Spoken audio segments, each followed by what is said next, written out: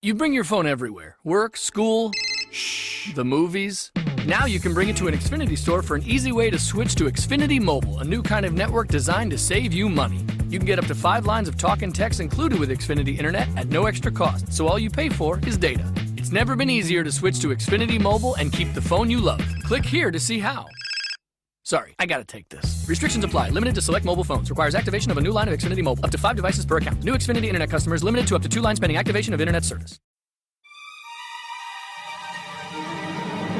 Which he somehow didn't expect in this scene. Yeah, right? He's just, what the hell? Rolling through these people, and he's like, oh, you're poor and I'm not. Oh, I want to fuck a child. Oh, what's going on? And then they're like, oh, we're going to fight you. And he's like, holy shit, they can see me?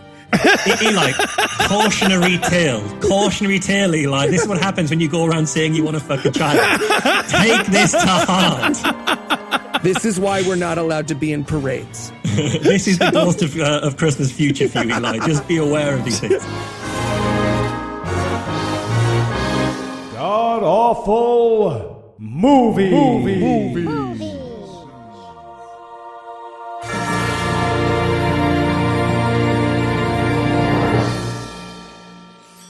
Welcome back to the GAMcast, where each week we sample another selection from Christian cinema because at a certain level of immorality, even atheists have sins to atone for.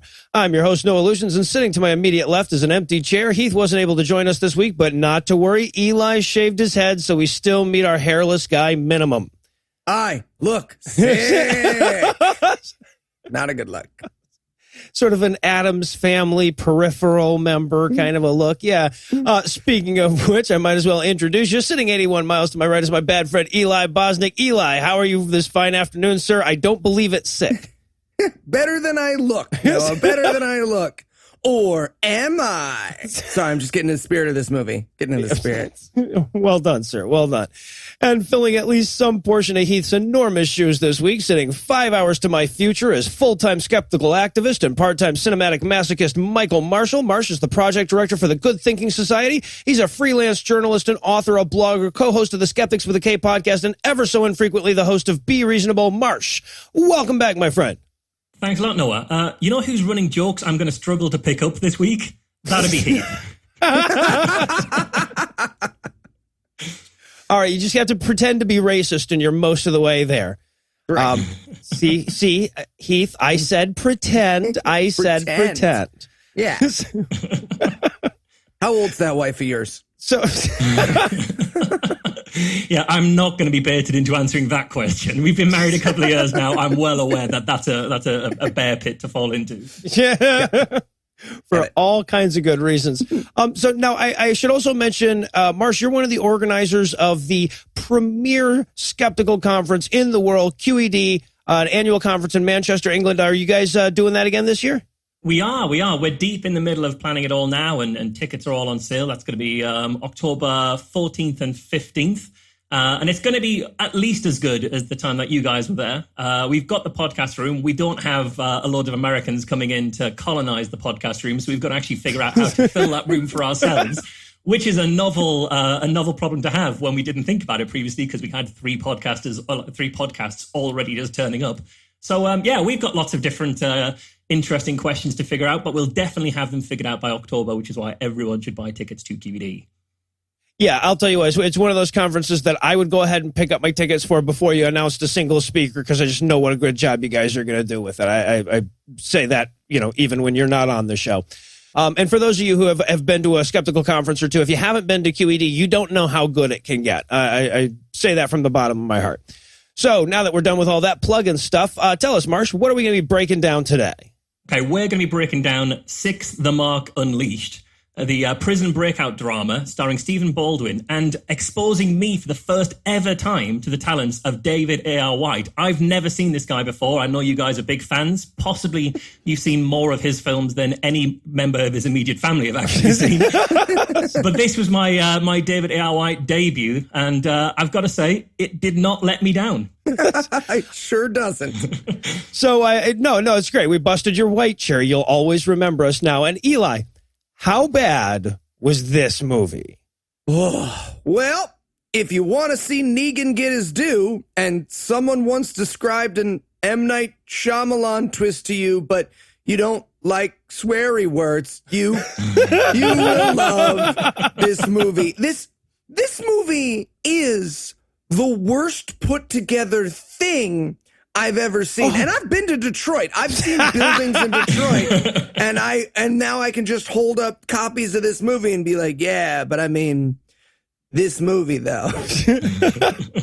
Well, that's what as I'm watching this, I'm thinking, fuck, we talked Marsh into this. He works for the good thinking. Does this tarnish your standing in the good thinking society? The fact that you voluntarily watched a David A.R. White movie? And if not, why not? Well, I think it doesn't, but I think that's because part of my job is to intentionally expose myself to things that are terrible. So I've been to see Peter Popov, I've been to homeopaths, I've had all sorts of crazy different treatments done on me. So I'm kind of a professional masochist when it comes to skeptical stuff. So this fits perfectly in with the job remit. I love, too, that so many of these Christian movies want to take place in prisons, even though they can't swear. It's amazing. Why do they do this to themselves? Phooey, I say. Phooey, I'm in here for murder. Is there anything you guys want to nominate this one for being the best at being the worst at? Yeah, I want to say this has the best, worst pacing of any film I've ever seen. It's like 105 minutes long, but literally nothing happens until the last 20 minutes. I think this is kind of the movie equivalent of, when you go to write a sign on a piece of paper, like a protest sign, something like that, or a sign you're going to stick up in the refrigerator at work. And then you start writing in nice big letters so everyone can see it. And then pretty soon you realize that you're running out of space and you've got to start writing smaller and smaller and kind of curl the line down. That's what this is. This is one of those signs, the movie. Well said, sir. Eli, got any best worsts? I got to give this best worst torture. So obviously they couldn't just, have anybody being tortured here. So what they decided was Wonder Woman bracelets that simulate torture. We're going to get to it, but the descriptions of some of the torture in this movie are phenomenal. Yeah, they have a torture matrix type device that doesn't touch your head. It's really quite nice. I mean, it doesn't touch your head, but if you look really carefully, the electrodes are actually attached to his armpits. I don't know if you noticed that, but he's got electrodes just underneath the armpits. So they're torturing him through the armpit nerves. It's astonishing technology. Lymph node type thing right. Okay. All right. Well, there's an awful lot of nothing just waiting to burst out of this movie. So we'll keep the break brief. And when we come back, we'll dive into all the apocalypse smacking goodness that is Six the Mark Unleashed with no punctuation. So what the fuck am I supposed to do with that, honestly? Hey, folks. We know we usually do our ads as little skits and sketches to keep things fun and interesting, and don't get me wrong, I like Carl the Pug of Pegacorn as much as the rest of you, but we wanted to take a second to break that pattern and tell you that not only are we happy to advertise for Blue Apron, but we're happy to use it as well. That's right, Noah. Way before they paid us to say nice things about them, both Heath and myself were customers of Blue Apron because, and this probably won't surprise you, when you collectively spend around 100 hours a week on a podcast, cooking kind of goes out the window. So if you're like us and you want to skip the hassle of the grocery store and have fresh, pre-proportioned ingredients with easy-to-follow recipes delivered right to your door, check out this week's menu and get your first 3 meals free with free shipping by going to blueapron.com/godawfulmovies. You will love how good it feels and tastes to create incredible home-cooked meals with Blue Apron, so don't wait. That's blueapron.com/godawfulmovies. Blue Apron, a better way to cook. Oh, man, sure am glad we didn't take the mark. Now we live with Jesus on these thrones and will rule for 1,000 years. Yeah! Woo! Okay. Animal, vegetable, or mineral? Vegetable. Again. Woo! A throne gets uncomfortable after a couple hundred years? Yes, thank you. I've noticed. Woo. All right, gentlemen, time's up. I'm sorry, what? Yeah, no, your contract was very clear. You'd rule beside Christ on golden thrones for 1,000 years. Well, okay, but what do we do now? I don't know. I mean, what are your job qualifications? Well, we rule with Christ for thousands of years. Yeah. Well, I mean, all this is getting knocked down to make a mall, so I guess you could see if they need any rulers. Woo. And we're back for the breakdown. And before the credits are even fully underway, I had to stop to marvel at how many awesome ideas Christians seem to have for different 666 tattoos. This new one might be my favorite, the little triangle-y one that they have for this one. But every apocalypse movie has a new, cooler version of the 666 tat. It's true. It's true. I like it. Also, we should point out that this movie was made by ChristianCinema.com. And I just want to say, websites, you make the best movies. And Godwin. Yep. We immediately start seeing Nazis. That's the first image that we see. 666 and then Nazis. Yep. Hitler, lies. Lenin, lies. Well, yeah, right. And God is the opiate of the masses win as well. But I love these quotes that they put up, because they put up the quote from Lenin to show all about kind of truth and stuff like that. And said, the lie told often enough becomes the truth, which Lenin never said. There's no evidence that he actually said that. It's just that everyone has said Lenin said that for so often that now everyone thinks Lenin said it. It's just an amazing, lovely irony. Yeah. And of course, we've got the words of Pontius Pilate caught on film, of course. Yeah. Yes. Pontius Pilate, what is truth? I also had what is love, baby, don't hurt me. That was Hadaway. That's the only thing I could think when I saw what is truth. God, I want to go in there and splice that into the movie. They wouldn't notice. The Christians would be like, no, what is it? It does hurt you, though, sometimes. So the credits wrap, and then we get Davy White monologuing over the sight of a bunch of prisoners. Yeah. I still remember Saturday morning cartoons. What? Yeah, right. That's the kind of shit you're reduced to when you can't just admit you missed blowjobs and anal beads in your movie, though, right? One of the things I love is he says he remembers the Gulf War, the Second Great Depression, school shootings, and the music. And then he says, it's the music that I miss most. Because that would have been weird. It would have been weird if he was like saying it was like the school shootings he missed most. He was saying like, I'm just really nostalgic for Columbine. Of those four things, though, the one, if I could only have one of them back, it would be the Great Depression. You know that one, yeah. I love the struts, but I also love it when school bullies get their own. Okay, and so while this is happening, there is a stunning woman on a TV screen explaining to all of these prisoners that monogamy has been eliminated. Oh no. I like this world. Monogamy. Like this, the scary thing that this is the post-apocalyptic terrible world. And she's like, sexual jealousy's been eliminated. You can fuck whoever you want. And we as the audience are supposed to be like, Yeah, we're supposed to be rooting for jealousy, rage, and sexual possessiveness. Yes. It's like, oh my God, no, I can't believe they got rid of these core values of rage and jealousy. She also gives everybody permission to be gay, which was nice. No. She says that we've got this implant. I like this girl. She's talking like a sort of sexy Siri, and she's pretty foxy. She's quite a foxy floating head on that screen. And then she says that everyone gets this implant, which makes us part of the collective whole. And I'm pretty sure collective whole was her nickname at college. I'm pretty sure. Well, as we're going to learn, group sex is a big part of the post-apocalyptic world, and yeah, it's a possibility. I'm just saying it's a possibility. Yeah, and I looked this actress up who played Sexy Siri, because I was just looking through the cast to see if there's anything interesting there. It turns out she was actually a softcore porn star, a legit porn star. She was called Sung Hai Lee. And if you look through her pictures, she does not need an implant. I can tell you that right now. She needs no implants, that girl.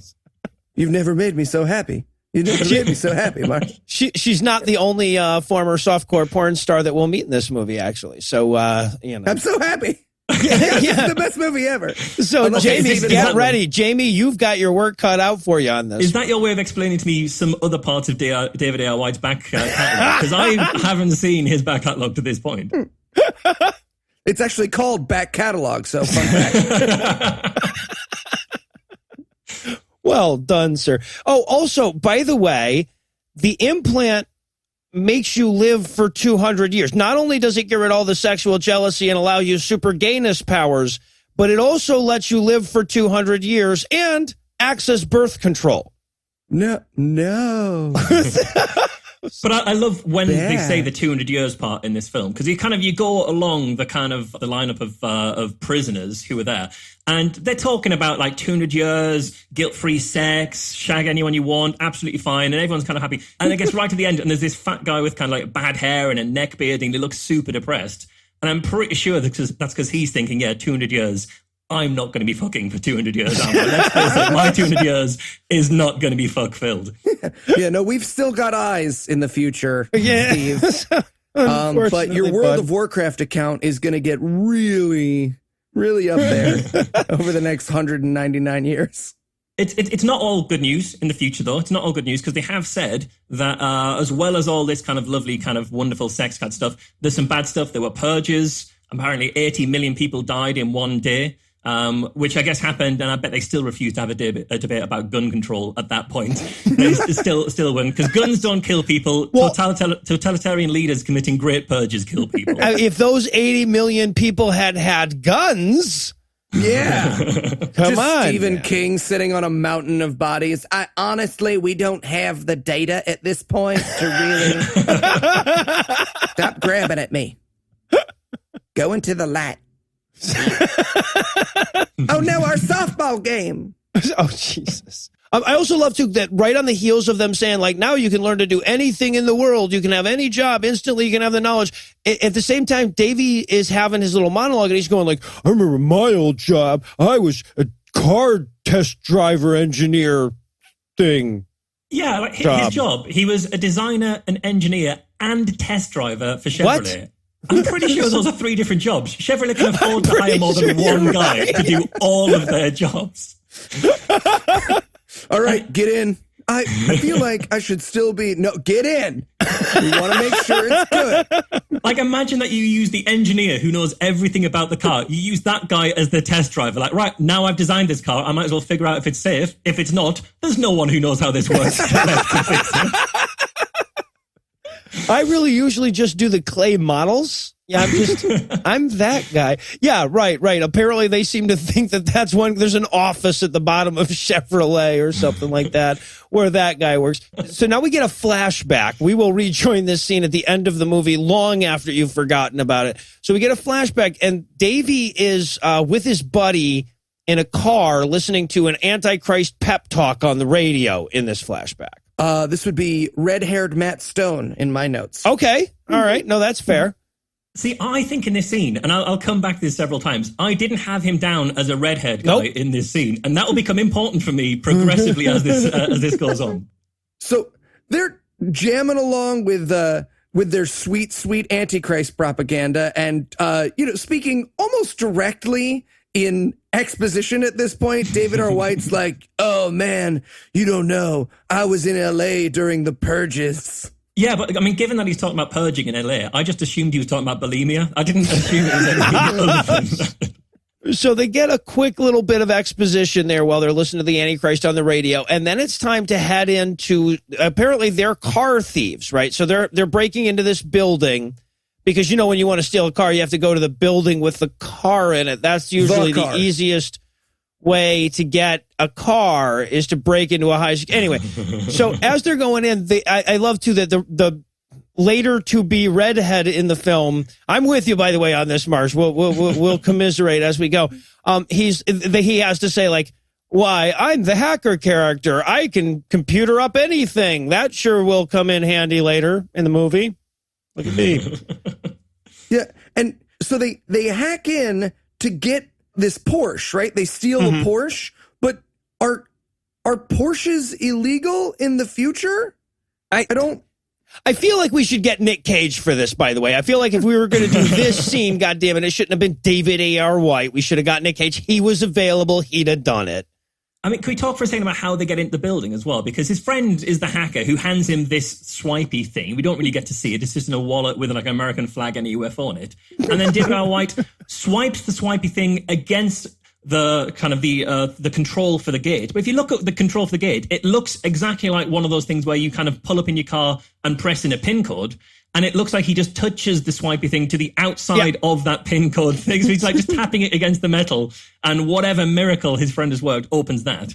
And then he also opens like the actual roller where the Porsche is with the same swipey thing. And it's like in the future, everything is controlled with exactly the same security system that's hackable by one swipey thing. And this happens later on as well. It's like the future. We've forgotten all of kind of InfoSec. It's just one key opens all locks. This is much simpler.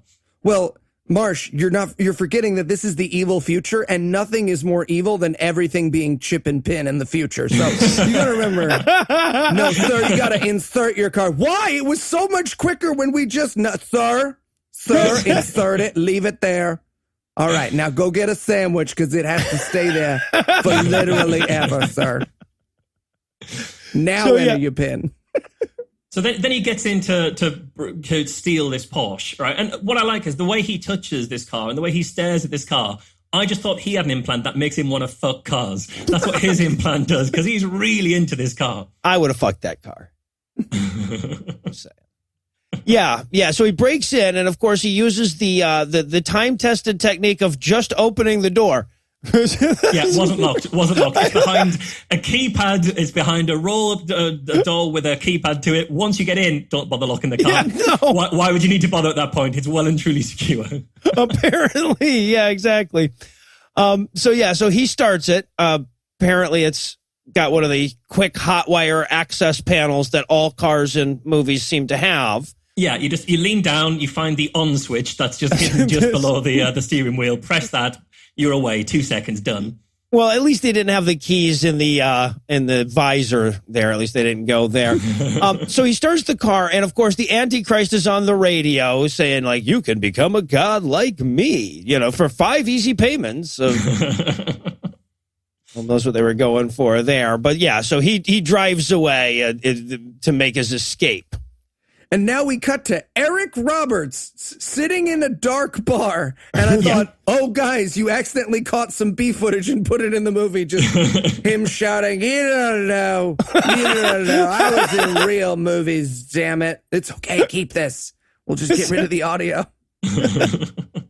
That would explain a lot. Yeah, so he's hiding in a diner after dark or whatever. And he gets up and he's looking out the window or whatever. And then all of a sudden there's another guy who's also there. I am dying to know how this comes about, right? Yeah. These like, two guys are sitting in a dark. Yes, right. Thing is, it's not even that dark a room because there's loads of light on Eric Roberts. So this guy is just in a black hole in the corner of the room and just sort of like jumps out of it like some sort of fucking portal or something.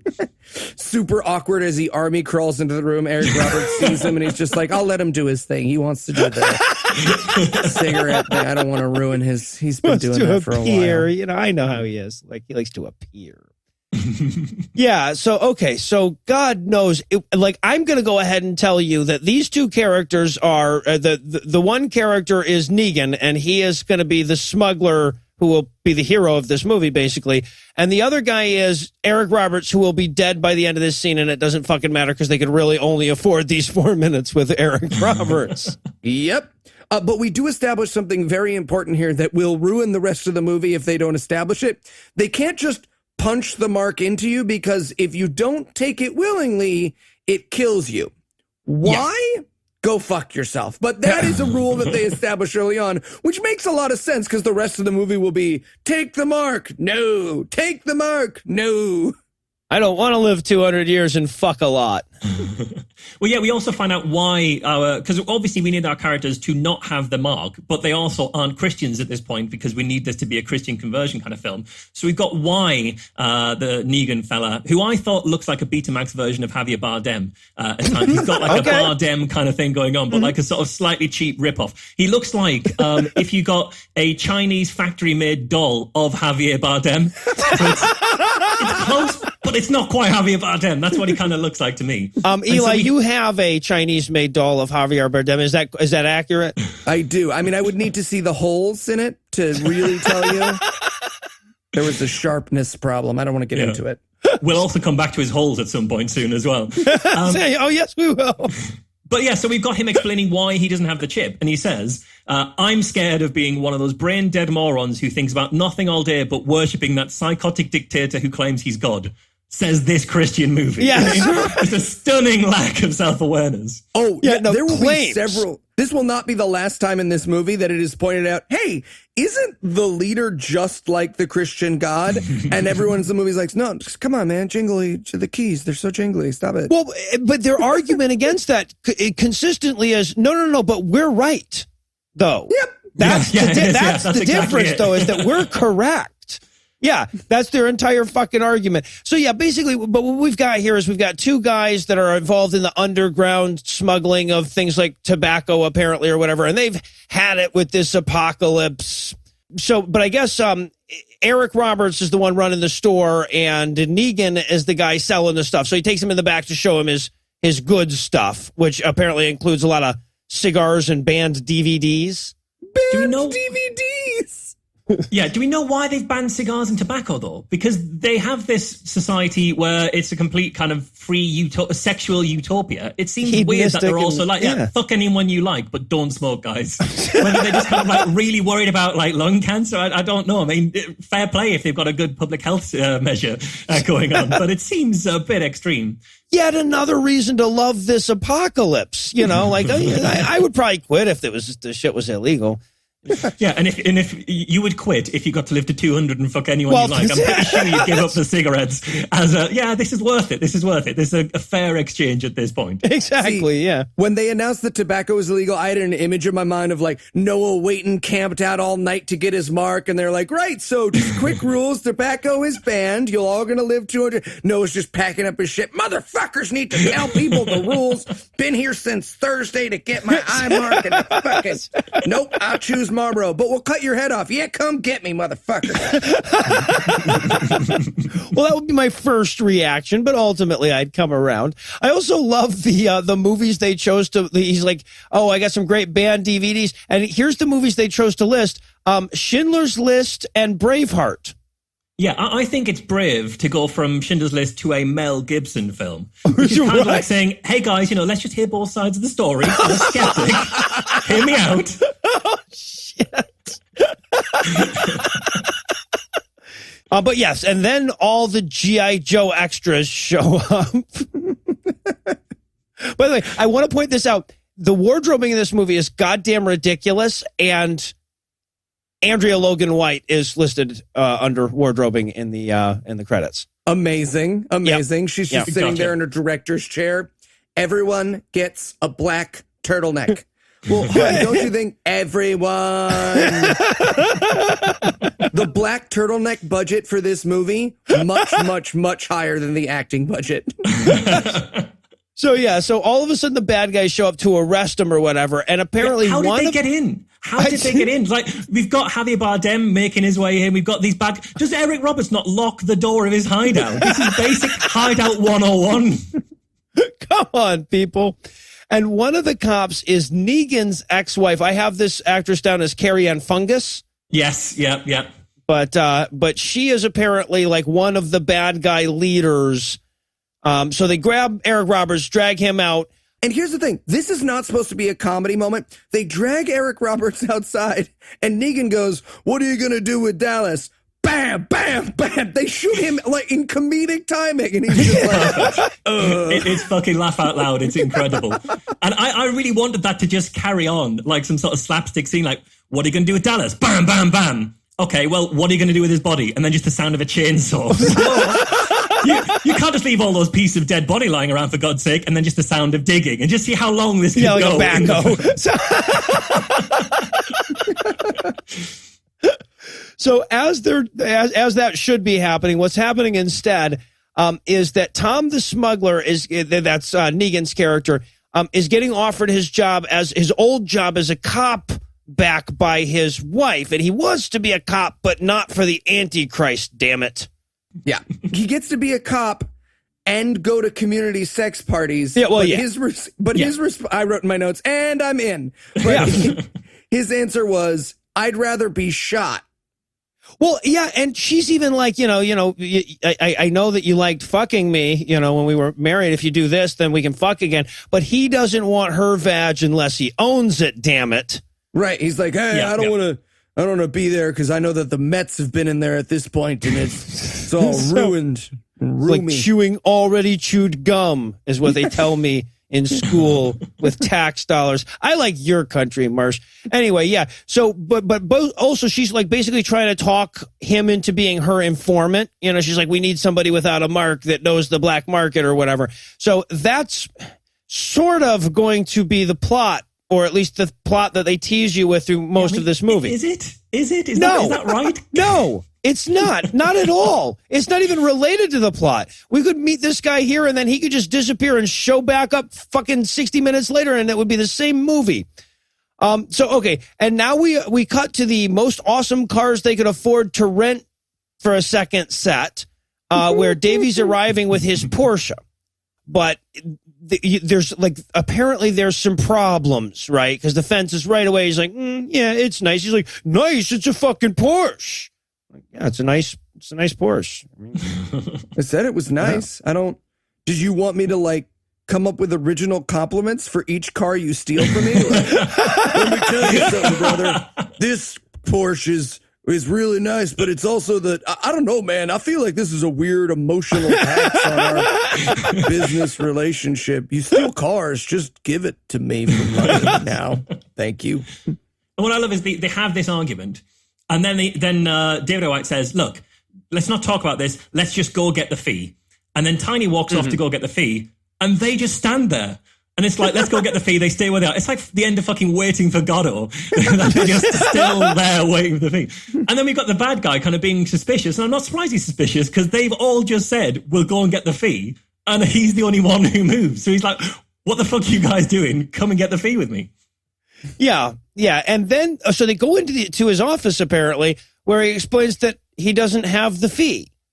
Yeah, and at this point, he could have said this outside on the forecourt. Yes, right. When they said, let's go and get the fee, he could have said, I've not got the fee. But he waits where he goes in the office himself, hangs around waiting for them to eventually meet him. They sit down, they pause for a little while, and then he tells them there's no fee. I mean, what a dick move by a fence. Yeah, well, to no be fair, kidding. We did miss an amazing scene where he was like, great, fellas, go ahead and have a seat. Can I get you anything? Water, coffee, juice? Ooh, do you have coffee? I do. Do you have decaf? Nope, just regular. Could you make decaf? Nope. I don't have that. Also, I don't have your fee. Then that's what we got. And action. Yeah, so they're all pissed off and they're like, well, I guess we're leaving and we're taking our Porsche. And he's like, well, yeah, because I didn't buy it. Well, obviously you would take it. I didn't expect that you would leave it. But also he's joined up with the Antichrist. He's taken his mark now, they realize, and he's sold them out. And that's when we hear the cops, and it's time for a good old-fashioned car scene. And we mean old-fashioned. And I had a music note here, which was a supermarket own-brand version of the Chemical Brothers. Like the Science siblings, something like that. The Chemical Brothers, do you get those guys in the US? Yeah, the Science siblings, I thought, because it sounds just like that. The music in this movie was sarcastic from start to fucking finish. They had a music director that was like, oh, fuck these guys. You know, he tried to get him to, he's like, well, can you donate your time for Jesus? It was one of those types of moments, yeah. Yeah, sarcastic jock jams is my note here. Dun, dun, dun, dun, dun, dun. Are you all ready for this? Dun, dun, dun, dun, dun. And I have to say, this car chase that we're about to go on with this Porsche is about as eventful as OJ's. Yeah. I mean, at the start of it, they drive through a field of wheat, and I was sat there going, it's Theresa May. She went that way. Get her. It's the worst thing she's done. It lost her those seats, guys. It lost her those seats. You can't just run. We were horrified as to how naughty she was. The naughtiest thing she's ever done, yeah. Not like fucking up this entire election, not going for the hardest Brexit possible, not when she was in the Home Office and had a van drive around London saying immigrants go home, which she Jesus. did. No, it's the wheat thing, mainly the wheat thing. The Queen's watching that on TV and she's like, my grandpa told me I'm a god. He needs to go. I'm going to give a speech tomorrow. So anyway, back to our mostly straight, all at the same speed car chase. I love, because you can tell what's going on here is that they could not afford to get that Porsche dirty, let alone dented. So they're just driving along at 35 miles an hour and they're telling the cops, try to weave a little bit, make it look like we're trying to lose you. Yeah, and then they go straight, and then they just follow the road round to the left, and one of the cop cars doesn't. But they're not even going that fast. And the road doesn't, it's not like it's a crossroads and they've taken a quick left. The road just turns naturally left, and one of the cop cars goes straight forward into a field. Like, have they not got steering wheels in those fucking cop cars? This happens like twice in this. Yeah, just after they go a bit further, and then the road curls around the right, and the same cop car goes off straight again. And it's like when you have a scale X-Trix as a kid, and you're going too fast, and it's like, just slow down, and it'll go around the corner naturally. Just, you don't have to be full speed at all times. You'll learn your fucking lesson here. And what's so amazing about this is it's so obvious that they can't do anything to this car, including like crash it, because the way the car chase ends is the car stops itself. Yeah, I mean, it ran out of gas, but we knew it ran out of gas because the engine started revving uncontrollably, if you listen carefully. So how is that happening? Yeah, he's like, I'll lose around these hairpin turns. And we're like, are you really going to go around hairpin turns in that thing? And then suddenly the car starts to slow down. They're like, fuck, we're out of gas. Really? That's all you... Yeah. Oh man, those hairpin turns would have been awesome, guys. No. Especially with the cop's ability to steer. I'd have loved to have seen that cop doing the hairpin turns. Just every fucking corner. He's off. So now we get the slammer sound along with a shot of the outside of my middle school. And Davey A.R. White and his now slightly redheaded buddy are in prison. While someone says, if you refuse to take the mark, your death is certain, in exactly the stand clear of the closing doors voice over and over again. Yeah. What I love here as well is we've got Jerry in the prison with him, and Jerry's really pissed off that they ran out of gas because he's like, why didn't we fill the tank? It's like, yeah, Jerry, we've just stolen a car that we're about to deliver to our fence. We're going to stop to fill the tank to the top as we deliver fucking what? Jerry, by the way, is the increasingly red-headed buddy there. I have him alternately down as Buddy and Howdy Doody and all kind of shit in my notes. But Jerry is the character's name, yeah. So now we have to go back to Negan for the torture scene. Yeah, it's an incredible scene. This is full Flash Gordon mode. He looks like he's wearing a Flash Gordon outfit. He's strung up by his arms in a sort of a crucifixion-esque style. It's amazing. Yeah, and to literal haunted house ambiance. Yes, it's literally like, ooh. Yeah. I wanted the theremin and everything. Because the torturer, he's just chewing scenery, and he's like, torture, do you like my spooky green lighting? I requested it. Especially, they said, don't you just need normal lights in here? And I was like, actually, green would be really great. And they were like, oh, we'd need to get some kind of gel covers because they don't make LEDs in green. So I got the gels. Do you like it? Oh, this actor is amazing. He was so going for it. So they have this little bald uncle. The guy looks like, honestly, like Eli looks right now, but it's the best. He's Caliban from the latest Logan film. Throughout the film, I start referring to him as Caliban. All right. No, that makes perfect sense. And he's describing all the methods. The whole scene starts off with him going, torture. Ancient torture was so primitive. Yeah, right, exactly. Yeah, having his little soliloquy about ancient torture. He's also describing methods of execution that aren't necessarily like information extraction methods. He's like, hanging. Yeah. Electric That's not chair. a torture. Hey, wait a minute. Well, he says that often subjects would die before useful information was obtained when you draw and quarter them. It's like, you've fucking drawn, you've split them into 4 pieces. You want to get the information out of them before you do that, not after. Unless your information is what they had for breakfast, which you could plausibly figure out from that technique. Wait. What do you? Oh, he's all dead. Damn it. Shit. I always get the order on that wrong. Yeah, right. And this is supposed to be their torture expert guy. But at the same time, they're also torturing Negan with their virtual torture device, the button torture. He's got a remote control for that as well, which I think is lazy because he stood right next to that machine. I think he can just use the buttons on the machine. It seems weird to have a remote control that close to the machine. Well, that way you can monologue. You don't want to be like, let me tell you, sir, you will always regret. Sorry, 1 second. You will always regret. I set this to 4. Alan, were you messing around with the torture machine? Okay, well, no, because I said it the way I like it, and then you come in here. Well, it's my time. No, it is my time. Check the sheet on the outside of the door, Alan. So they torture him, and it gets so bad he blurs a bit at a certain point. Yeah, they love the blurry shot in there, the dramatic blurry don't shot. they?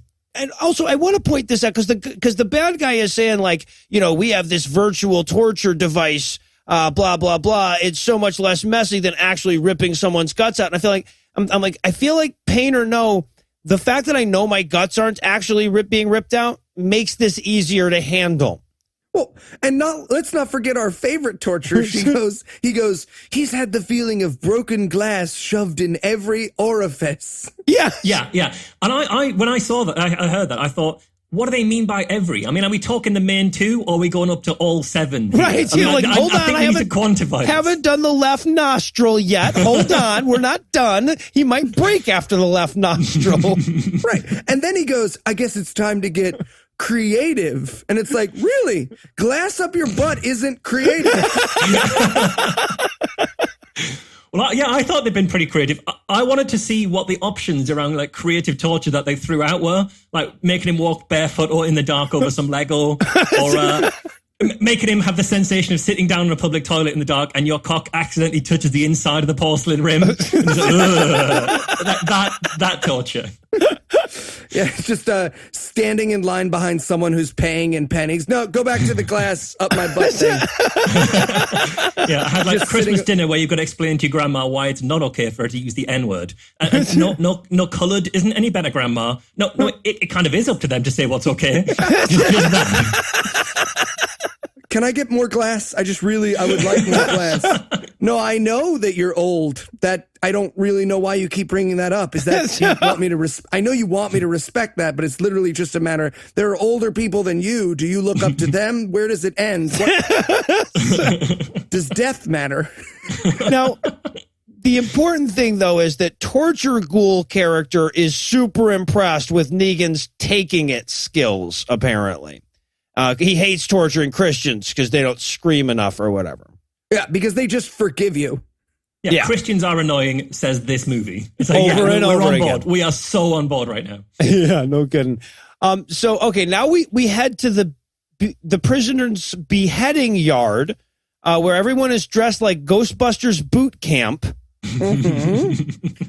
And what we learn is every morning, everyone gets lined up whose like time is expired, and they all get like a line of guillotines. Yeah. Mm-hmm. And I feel like it wouldn't be that much tougher to like set the guillotine so they all like swished at a slightly different note. We could have a da da da shing shing shing shing. Something like that. They didn't bother. I feel like Get it sponsored. Get a little jingle going there. Yeah, right. NBC could be into that. You never know. Well, I mean, this is going to mean nothing to you guys, but there's a bald guy getting strapped into the guillotine, and he looks exactly like Ross Kemp, who was an actor in the UK, who was on EastEnders, which is like a long-running soap. And what I liked about it was he was a TV tough guy. His character was like a big kind of tough guy. And then after he left that soap, he started making documentaries about prison gangs. And it was called Ross Kemp on Gangs. So it makes this scene just feel like an extreme episode of Ross Kemp on Gangs. So fuck, he's gone to the wrong prison there. That's what Ross Kemp's done. So meanwhile, the torture is still tortury. Yeah. And the torture he's having now is he's having his skin peeled off his body. Now, previously, he was having his skin burnt off his body. So their idea of getting more creative is a different way of taking the skin off the body. But at a certain point, of course, the emergency no human being could take that much torture alarm goes off. So they have to stop. I love the graphic on this alarm as well. Yeah. It's just a floating head. Yeah, it's a spinning blue head, and I have no idea what purpose that head serves. I think it's the how many heads does he have monitor, and I think it's still one. It's still one. It's not shit. We're good on the head front. It's still one, and the head looks like Zordon from the Power Rangers as well. So it's just a spinning Zordon as he's being tortured. I was thinking Blue Man Group, but yeah, right around there. Yeah, exactly. And there's no information displayed on the head, by the way. It's just a spinning head, in case you were wondering what his head looks like in 3 dimensions. Well, to be fair, Blue Man Group is a great level of torture. You know what I'm saying? Like, what level of torture are we at? Seeing Blue Man Group. Oh, wow, that's really bad. Yeah, we should stop. He's going to die. That could be it. And now the ex-wife shows up because, like, I guess he's all the way broken. Yeah, he said I'll do anything to make this torture stop. Yeah. At which point I think the torturer missed an opportunity to revisit that whole orifices conversation. I felt like that was his chance, and he let that slip. You know what's not broken glass? Hey, you know what? The great thing about anything is that anything can have an and. So, yeah. So she comes in and tells him, you know, she's like, here's some water. Now, the reason we tortured you is that we want you to find and kill Elijah Cohen. Hint, he's Jewish. So now we head back to Davey late at night in the prison. And his buddy is on the bunk ahead of him, not really sure about this whole getting beheaded thing, doesn't know how he feels about it. I just want to throw out there that he is posed. David R. White is posed like, draw me one of your French girls. Yes. My note was preached to me like one of your French girls. That's what I had in my notes. My note, I watched it last, so my note was, damn it, both of these guys beat me to the Kate Winslet joke. Now, and we see him from, okay, so we should point out that there are biblical passages scrawled all through the walls of this prison in giant letters, right? Everywhere you go, there's Bible written on the walls. And we're watching David A.R. White read these, but we see him from behind laying like the draw me one of your French girls, like one of your French girls pose. So it really seems like he's beating off to this part of the scripture. It's hard not to interpret it as that. Also, do they give out markers or colored chalk at the prison? Because it's all different colors and aesthetics. It's really well done. Yeah. I was wondering what percentage of it was written in excrement. That's the only thing that was going through my mind. It's got to be about 30% at this point. Oh, one of the prisoners is going to have seen that everyone's writing, have written all those Bible verses in his own excrement, and then someone comes in with the markers. Like, man, what are you doing? You wait for the marker first. Well, now I feel silly. Yeah, Moon. You gotta wash the walls. No, I just finished John 3:16. It's like, how about we do markers over it? No, I'm not drawing in your shit. Well, it's okay, fine. Fine. I love to so they're this, and I feel like the only reason they did this was so that this movie would have no end of reasons to just read the Bible, right? So there's a number of times in this movie we have to watch people read Bible passages, and since it's on the wall, anyone can at any point just turn to the wall and go, this appropriate Bible passage is written right next to me. The first time we see it, it's something out of Romans. Yeah, and he says, it says Romans is what the character says. And I was really hoping he was going to say, it says Romans go home. But yeah, it was Romanus eum domu. And then it says Romani ite domum a bunch of times. It's weird. I don't really understand. Guy in a toga jumps off the top bunk. I know where I'm not wanted. Yeah, and okay, so the two of these guys are bitching, Davey and Jerry. They're talking about like, yeah, well, we'll never escape or whatever. And I'm like, it's a good thing you have a master break your in and outer guy with you. And I'm thinking to myself at this point, wow, this is really poorly set up that they have the master break in out guy in the prison or whatever with him. But they never use that. No, it never comes up. The two people we saw breaking and entering using their amazing technical skills and their burgling skills don't use either of those skills to get out of prison. It's incredible. No. Instead, they just read more epistles, I guess. To which David A.R. White walks away with this. His message from the epistles is, look, all I know is if this Godfeller murdered his own kid, he's one tough mother flunker.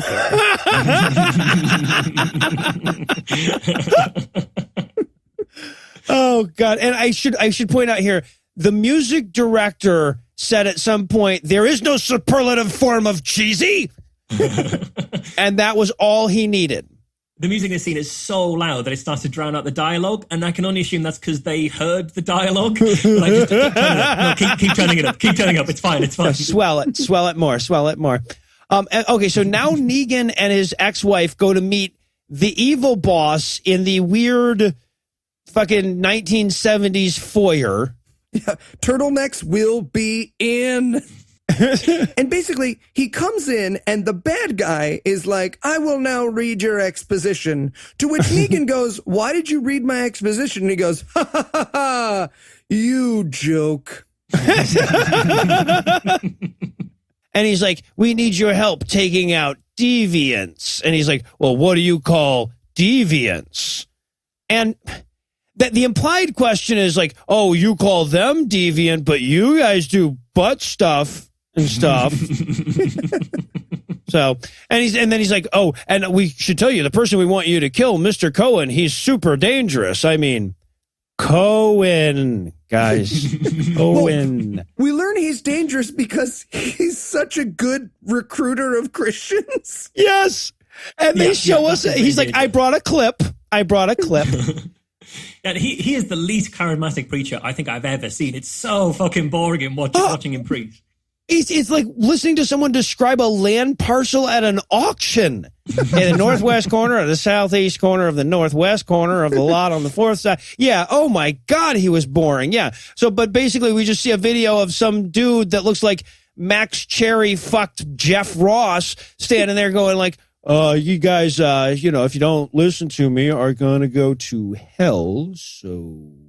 Yeah, and as unimpressed as we are by this, they react to it like they've just been looking over the schematics for the Death Star. They're like, oh my God, they're just totally taken aback by this guy. Yeah. So, but apparently in order to kill him, they need somebody that doesn't have an implant because that's the only way to get close to him. Right. I don't understand this at all. I don't understand. It's like nobody can get close to him, so we'll send you to prison to hang around with some people we know can get close to him. Yeah. I don't understand this plan at all. Wait, why don't you just watch them go places? Yeah, right. Okay. So yeah, the plot here, and again, this is not the fucking plot. This is one of the whack-a-mole plots. But the plot is that they're going to put him in prison, but fakely, so he can escape with some bad guys that can then take him to Elijah Cohen. It's the oldest goddamn bullshit. Anyway, so we cut to the prison. And hacker dude, Jerry, whose hair is growing ever so much slightly redder in every scene. It definitely is. This is when I first really, really noticed it, and it gets worse. It's incredible. It's I feel like someone in hair and makeup was fucking with us. They were just like just a little redder in every scene, just a little bit redder, one shade redder. Because the hair and makeup guy is gay, and he hears that deviant line in the last scene. And he's like, "Oh, deviant, am I? All right. Nope, it's the same as last week." You're doing my such a good God, job. Dude, you have just explained David A.R. White's hairdo to me. I've been wondering about that for 4 fucking years now, and now it all makes sense that his hairstylist has seen his movies. No, it looks great on you. No, frosted, it's still in. I swear. Right. Yeah. Oh my God. And also, by the way, okay, so we see the Jesus freak, Jerry and Davey. We see him hanging out at the prison and everything, going like, I don't know who's worse, these morons who have the implant or these Jesus freaks. And I'm like, if you're not Christian, why wouldn't you just be taking the implant? They make so little effort. Like, he's the kind of guy who seems like he would like to fuck a lot of people and live for 200 years to me. Yeah, especially since David R. White will establish as his character later on. He's like, I sure would like to fuck something. Yeah. Yes. Yeah, exactly. But not Mark fuck. I want to do it the old-fashioned way. I guess like having sex once you have the mark is like having sex with condoms. It feels weird and no one should do it. Condoms are gross. Don't wear condoms. If there's one thing you take away from this show. Yeah, it's public health broadcasting. I like it. So now Negan gets put in his cell and he sees all the Bible scrawling. So he reads it out loud to us. Yeah, and these walls look indistinguishable from the pages from the notebooks in 7. Yes. It could not be a closer thing. Right. And he's reading it to himself. And then all of a sudden we see in shadow his cellmate, Stephen Baldwin. Oh, yeah. I'm pretty sure he's also in the French girl pose, which I assume is now mandatory in this prison. Everyone, if you're going to lie in bed, it has to be in the paint me like a French girl pose. And he emerges into the light like a beautiful swan wearing the most ridiculous pair of glasses you've ever seen.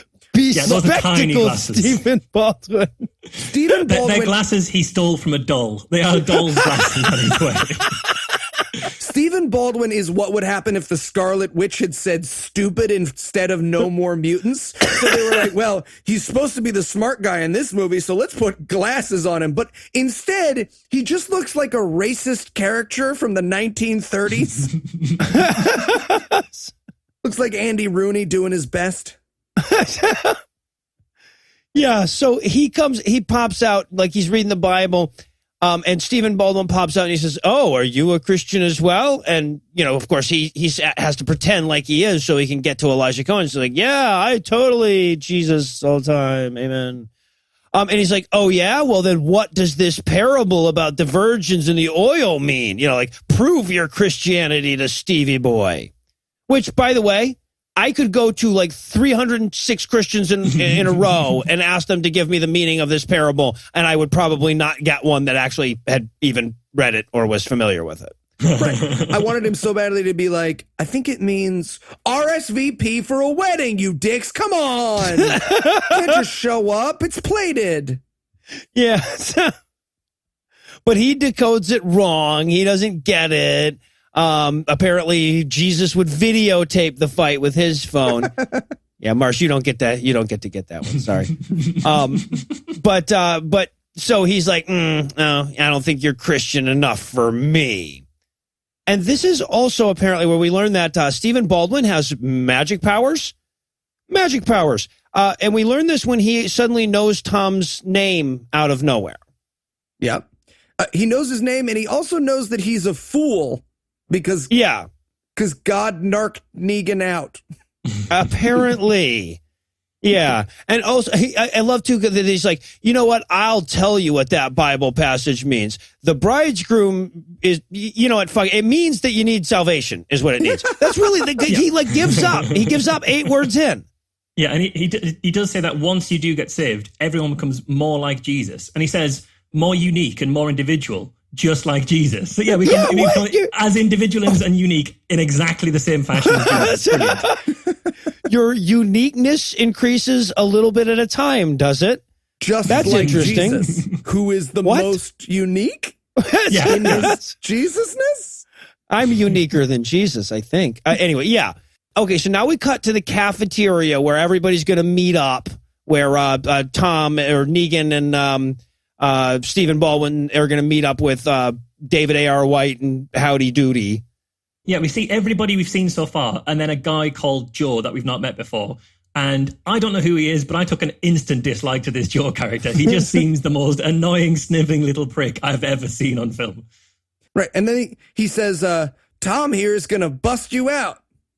Yeah, but Stephen Baldwin does, because apparently God speaks to Stephen Baldwin and tells him plot points that they couldn't think of a way to get out in natural conversation. So he says, yeah, this Tom here, this guy is going to break you two out. And he's like, I'm not going to, you're ruining the surprise. Yeah, then they kind of go around the table to say, like, who else is busting out? They ask Joe if he's busting out. He silently drinks his water. Non-committal bullshit. Fuck you, Joe. I don't like it. Just put your chip down, asshole. Yeah, and this is where they clarify that everyone else in the prison is a crazy person who doesn't mind dying because they're going to be kings who live and reign with Christ for 1,000 years. Yes. Uh-huh. Yeah, at which point David A.R. White mocks them all for believing that, and again, accidentally speaks for all of us in doing that. Yeah, right. But luckily for the Christians, they can prove their book is true by quoting the parts of it where it says it's true. So David A.R. White doesn't stand a chance. I love to. Okay, so then we see who the hell knows when this happened in relation to the last scene. But we see Tom chasing down a blonde bad guy lady prison guard who is Andrea Logan White, David A.R. White's wife. He sneaks her into all of them. Was? Yes. And the only purpose of this scene, because he's like, hey, can you bring my wife a message? She's like, nope. And then that's the end of the scene. Well, Just wanted a that's it. line. Well, she said more words than that. Oh, that's right. He can only talk to his wife if he gets the implant. Yeah, that gets her over the pay bump there. So yeah, and that's the only message. Because again, the next time we see him, eventually he's going to be with the wife, so it doesn't matter at all. So now it's time for prison Bible study with Stephen. Ugh, you don't even get out of Bible study in prison? That's the worst part. Oh Yeah, my especially God. when David A. White is an atheist, and yet he still went. Why did he go Why? to this? Why did he not just leave? Why did he turn up to this Bible class? I'm just saying, if you murdered or raped Stephen Baldwin, I bet you could get out of Bible study. I'm just saying, throwing out ideas for when we're all there. I mean, I'm taking the mark because I want to live 200 years and have group sex. So yeah, and I love. Okay, this is a very, very long scene where they basically like give us a whole bunch of Christian apologetics and how do you know there's a God? Well, because you just know, and trees and plants and stars. I'm like, the Muslims called that one. Sorry, Well, guys. I want to throw out my favorite moment in this scene because it really is super dumb. But my favorite moment in this scene is one we haven't had before. Is he's doing the trees or the proof of God, and David R. White goes, "Well, that's called the cosmological argument, and it was defeated by Pascal." To which Stephen Baldwin replies, "Yeah, but Pascal was a Christian." Yeah.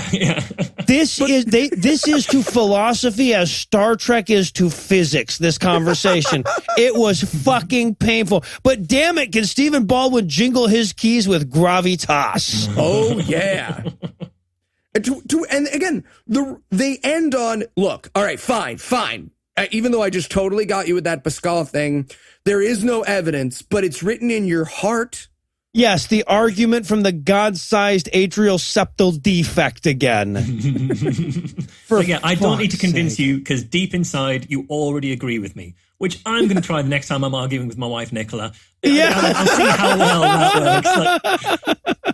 Because I can't convince you. I know you won't be able to convince anyone to believe in anything. That's what he also says in it. You can't convince anyone to believe in anything. Brilliant. There's something you never have to say when you're not full of shit. Yeah. Oh my God. The whole thing, the argument from deep down, you agree with me because Christians wrote your lines. And I love too that like David R. White is ready to go to fisticuffs over this too. Oh, yeah. Especially after he talks shit about Blaze, I guess. So then we see Tom leaving Bible study. And David A.R. White jumps up and like chokeholds him and demands his backstory.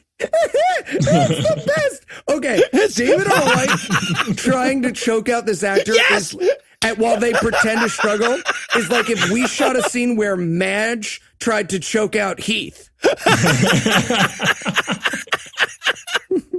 Drop me on the floor, damn it. It's like the scene in Princess Bride where he has to fight Andre the Giant or something. He's just hanging off the back of him.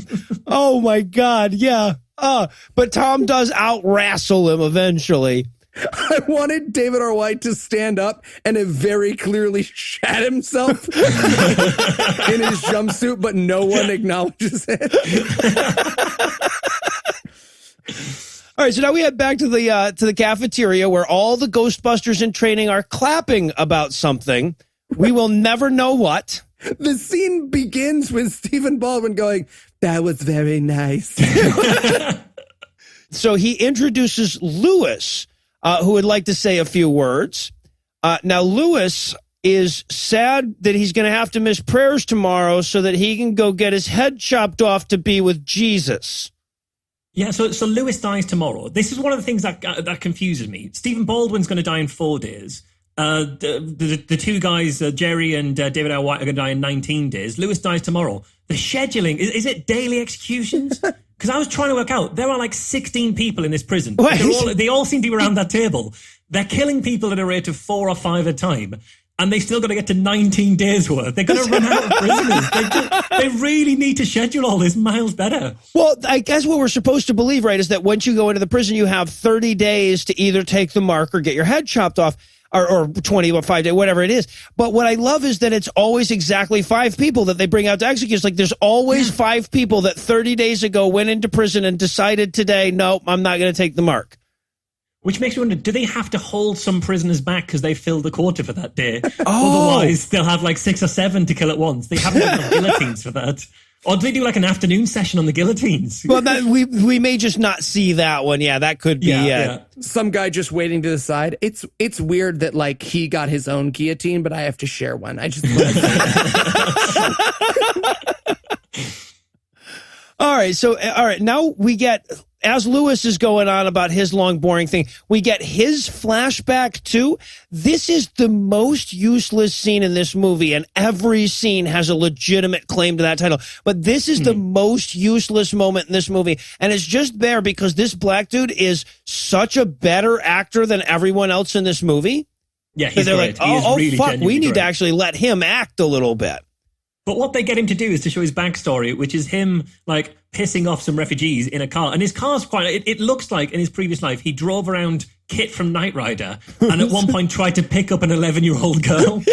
No wonder you're in fucking prison, mate. Yeah. And then they very, very obviously pull him out of his car and kick the shit out of him. Yeah. Which he somehow didn't expect in this scene. Right? He's What the hell? He's rolling through these people and he's like, oh, you're poor and I'm not. Oh, I want to fuck a child. Oh, what's going on? And then they're like, oh, we're going to fight you. And he's like, holy shit, they can see me? Eli, cautionary tale, Eli. This is what happens when you go around saying you want to fuck a child. Take this to heart. This is why we're not allowed to be in parades. This is the ghost of Christmas future for you, Eli. Just be aware of these things. So after the ass kicking, he's sitting there. They've apparently stolen his cars. Everything but his wheels. There's some wheels left. Looks like he left his wheels. I don't think those were supposed to be the wheels from his car. Like he just found some wheels. But that's certainly what it looks like, is that they stole everything except for 2 of the wheels and the axle that connects them. And after the ass kicking, a Christian finds him. This is Elijah Cohen. Yeah, and at this point, Elijah Cohen, to me, looks like a cross between a pedophile and a magician from the 90s, which I realize is a tautology. And there's this amazing scene. It's just a little moment, but Elijah Cohen is like, here, have some water. And he tries to like feed the other actor water. And the actor is very much like, oh, no, thank you. I'll actually just take the thing out.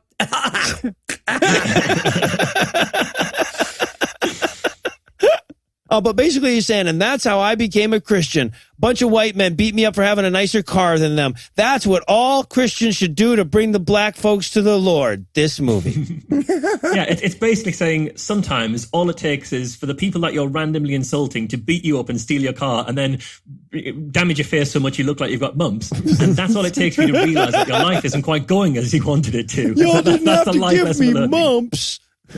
Right. And he talks about how, oh, you know, I confessed some terrible sins. Yeah. He said what poured out to me was vile, and I want to know what he's done, and I'm pretty sure it's those 11-year-old girls. I'm sure that's what he admitted to. Well, when he said what poured out of me was vile, I just wrote money shot, but it looks really, really bad now because Marsh wrote his 11-year-old girl joke right above that one. So I think I need to erase that for posterity's sake. But yeah, and I want to just say this meeting between Lewis and Elijah Cohen gets super, super touchy. It is very touchy. Not at all heterosexual. I'm not judging it except in its level of heterosexuality, which is low. Yeah, did they like lean against the car and the car had 2 marks on it and it was like, hey, why don't we? Oh, damn it, I got a mark on my shoulder. Sorry. And then he's doing like a shout something. He's like, oh Lord, it's a something tambourine, something. Yes. And when he looked up from his shout praying, the magic Jew had disappeared. Yeah, and David R. White's like, you mean he ran away? And he's like, no, man. Like I'm like in the Batman. middle of my thing. Stop like interrupting. Batman. Rude. What he said was, he says, and like, poof, he was gone. And I told you he was a 90s magician. This is why he just... I've seen this. The masked magician gave that trick away. It involves, I think it's like a trapdoor and 3 panes of glass and some fine thread. And I think Elijah Cohen was actually triplets all along. That's how it works. The masked magician, I swear. And now, okay, so that's over. We're done with that character. So now it's time for Stevie's good night prayers, which Tom thinks are stupid. Why would you do that? And I wanted him to be like, what? And be like, pray like you're having a staring contest with God. But the bigger question is why he stands silently behind him while he's praying. He's just stood there behind him. That should have been the question. Like, why are you stood there? This is now weird. It was normal when it was just me, but yeah, now it is kind of weird. So yeah. And Tom says to him, hey, do you know Elijah Cohen by any chance? And Stephen Baldwin's like, yeah, no, God told me you were trying to kill him. No, what? Yeah, literally, it's the worst job at being a liar ever. He's like, are you going to kill Elijah Cohen? 2, 3. No, what? Crazy, no. And of course, Baldwin gets pissed. He's like, are you calling God a liar? I don't think that I'm talking to him. Okay. At this point, I noticed that the guy who plays Negan is now starting to look a bit like a swollen Robert Downey Jr. Yep. Okay. All right. Yeah, like the pressure wasn't quite right in the Iron Man suit. He just, yeah. All right. And this scene ends with this very, very weird moment where Stephen Baldwin, who's trying to convince Negan to be Christian, is like, I know you miss your wife. What if I told you your wife right now is getting fucked? She's getting fucked real hard, man. Real hard. And he's like, well, I'd kick the shit out of you. And he's like, oh, okay. Shouldn't have said that then. But yeah, what he says is, instead he says, did your God tell you that? And I really wanted Stephen Baldwin to say, no, I mean, I can see her. She's literally just there in the prison corridor. 15 of the prisons, 3 at a time. Honestly, if you come around from this angle, you can see everything. So Tom beats him up for all the wife fucking talk. Oh, B movie, but every time they say B, it's someone beating up Stephen Baldwin. That's what I want out of my Well, and of course the whole time Baldwin's being a Christian hero, so he's going, I forgive you for punching me in the face. I forgive you for punching me in the face. I forgive you for punching, the whole fucking time. Anyway. And as this is going on, we have to cut over to Jerry and Davey in the other cell because Jerry's all worried about Stephen. Yeah, and he is significantly more ginger again. Significantly more ginger. He just gets redder by the second. But Davey, of course, is too callous and Han Solo-like to care about stupid Stephen get beat up. And there's a great line from Jerry where he says, this is not like any prison I've ever heard of. And it's like, yeah, of course it isn't. There's 16 inmates and like hardly any of them are black. So this is not like any prison. I'm saying the American justice system is unfairly biased against African Americans. That's what I'm saying. That's all I'm saying there. Yeah, that's what I meant by that. Non-racists have to all the time explain that they're not racist all the time, Marsh. I get it. Really fill in those Heath shoes. I really appreciate you jumping right in. And then we have to cut to Tom and his wife discussing the plan, his ex-wife discussing the plan, right? To break him out of prison. To remind you that this movie had a plot that or at least you thought it did. But he can't seem to get any of the Christians talked into selling out Cohen because they don't care about getting guillotined to death. That just means they get to Jesus faster. And he's like, you're not punishing them. They love getting their heads cut off. Yeah. Yeah, and then he says to her, haven't you read any of what they believe? And I wanted her to say, well, no, but to be fair, neither of most of them are. They haven't read it either. I love to because like Tom's like, yeah, I can't convince any of them to do it. And she's like, well, you can't break out of the prison until you do. He's like, no, I quit the prison. Yeah. What? And she says, you've got 2.5 weeks until your execution. I suggest you become more persuasive. And I wrote, why? I mean, Christianity has had 2,000 years, and this is as persuasive as it gets. Which is essentially, don't fuck people, and instead you get to hang out with Stephen Baldwin in a 6x8 foot cell covered in religious graffiti. And then get your head chopped off. Yeah, exactly. Yeah, but she's not going to let him leave without a follower of Elijah Cohen, damn it, or they're going to torture him. And since the movie literally just had to have the bad guy tell the hero to get the goddamn plot going or else, I guess it's safe to assume that Act 2 is over and we've earned ourselves a break. But first, let me give Act 3 the hard sell here. Will anything that happened so far relate to anything that happens later? If dying is a good thing, what the fuck are the stakes of this movie? How can nothing happening take so long? Find out the answers to these questions and more when we return for the bizarre series of conclusions of Six the Mark Unleashed. Thanks to your new implant, you will be allowed to have sex with anyone, male or female. Yep, way ahead of you. I'm sorry? Yeah, sorry, I didn't need an implant for that. But your natural tendency. Yeah, not me so much. Just kind of. Right. Well, just in case we've How about had you? I'm a video screen. I'm a recorded hologram. So No. Right. No. Got it. Unclear. Just a note. And we're back for more of this shit. When we last left our heroes, they were precisely where they were halfway through Act 1, despite half of the fucking movie having happened since then. So we rejoin Howdy Doody in his cell, contemplating his faith when Team Jesus shows up. Yeah, and we've got Jerry coming in. Jerry is looking redder than ever. Fun fact, around the time of filming this, the actor was actually auditioning for a gender-blind production of Annie. That's what was going on with his hair. And, of course, Joe's here. Yeah, I fucking hate Joe. Fucking hate Joe. He's so annoying. I was hoping he would die in this film. I had my money on him being like a red shirt who would die at some point in The Escape. Yeah. Yeah, but again, it's one of those, like, it was very obvious that's what they were setting up, and then they just didn't do it moments. Yeah. My only consolation is because there's a point, and this is kind of spoiling it slightly, where we don't see him again. I know deep down he got executed. That's the only thing that keeps That's the me real going. comfort. Yeah. And I love, okay, so they're trying to talk Jerry into, joining them in Jesus or whatever, and he's just not so sure about it. He's like, but we have a secret that makes all the fear go away. And he's like, what's the secret? And I'm like, you don't know what that word means, do you? Yeah, he goes, it's like when you're a kid and you've got a secret. Is that an expression? It's like when you're a kid and you've got a secret? Nope. No. Nope. No. I think that's just you, Steve, and I think it's molestation, man. You don't have to keep that secret anymore, Stephen Baldwin. You can tell us. That's a weird lie. It's like when you're a kid and you promise not to tell about Father Murphy. Never mind. You're a Christian now. And he does. He's all Jesus now. Yeah, he kneels and then he falls sideways into Baldwin's arms. And if you listen carefully, as he falls, they play inexplicably the sound effect of an email sending on Mac OS X. It's just sort of like, I don't know why they play that when he falls over. And now he's so excited that he has to go run and tell Davey all about how amped up he is for Jesus.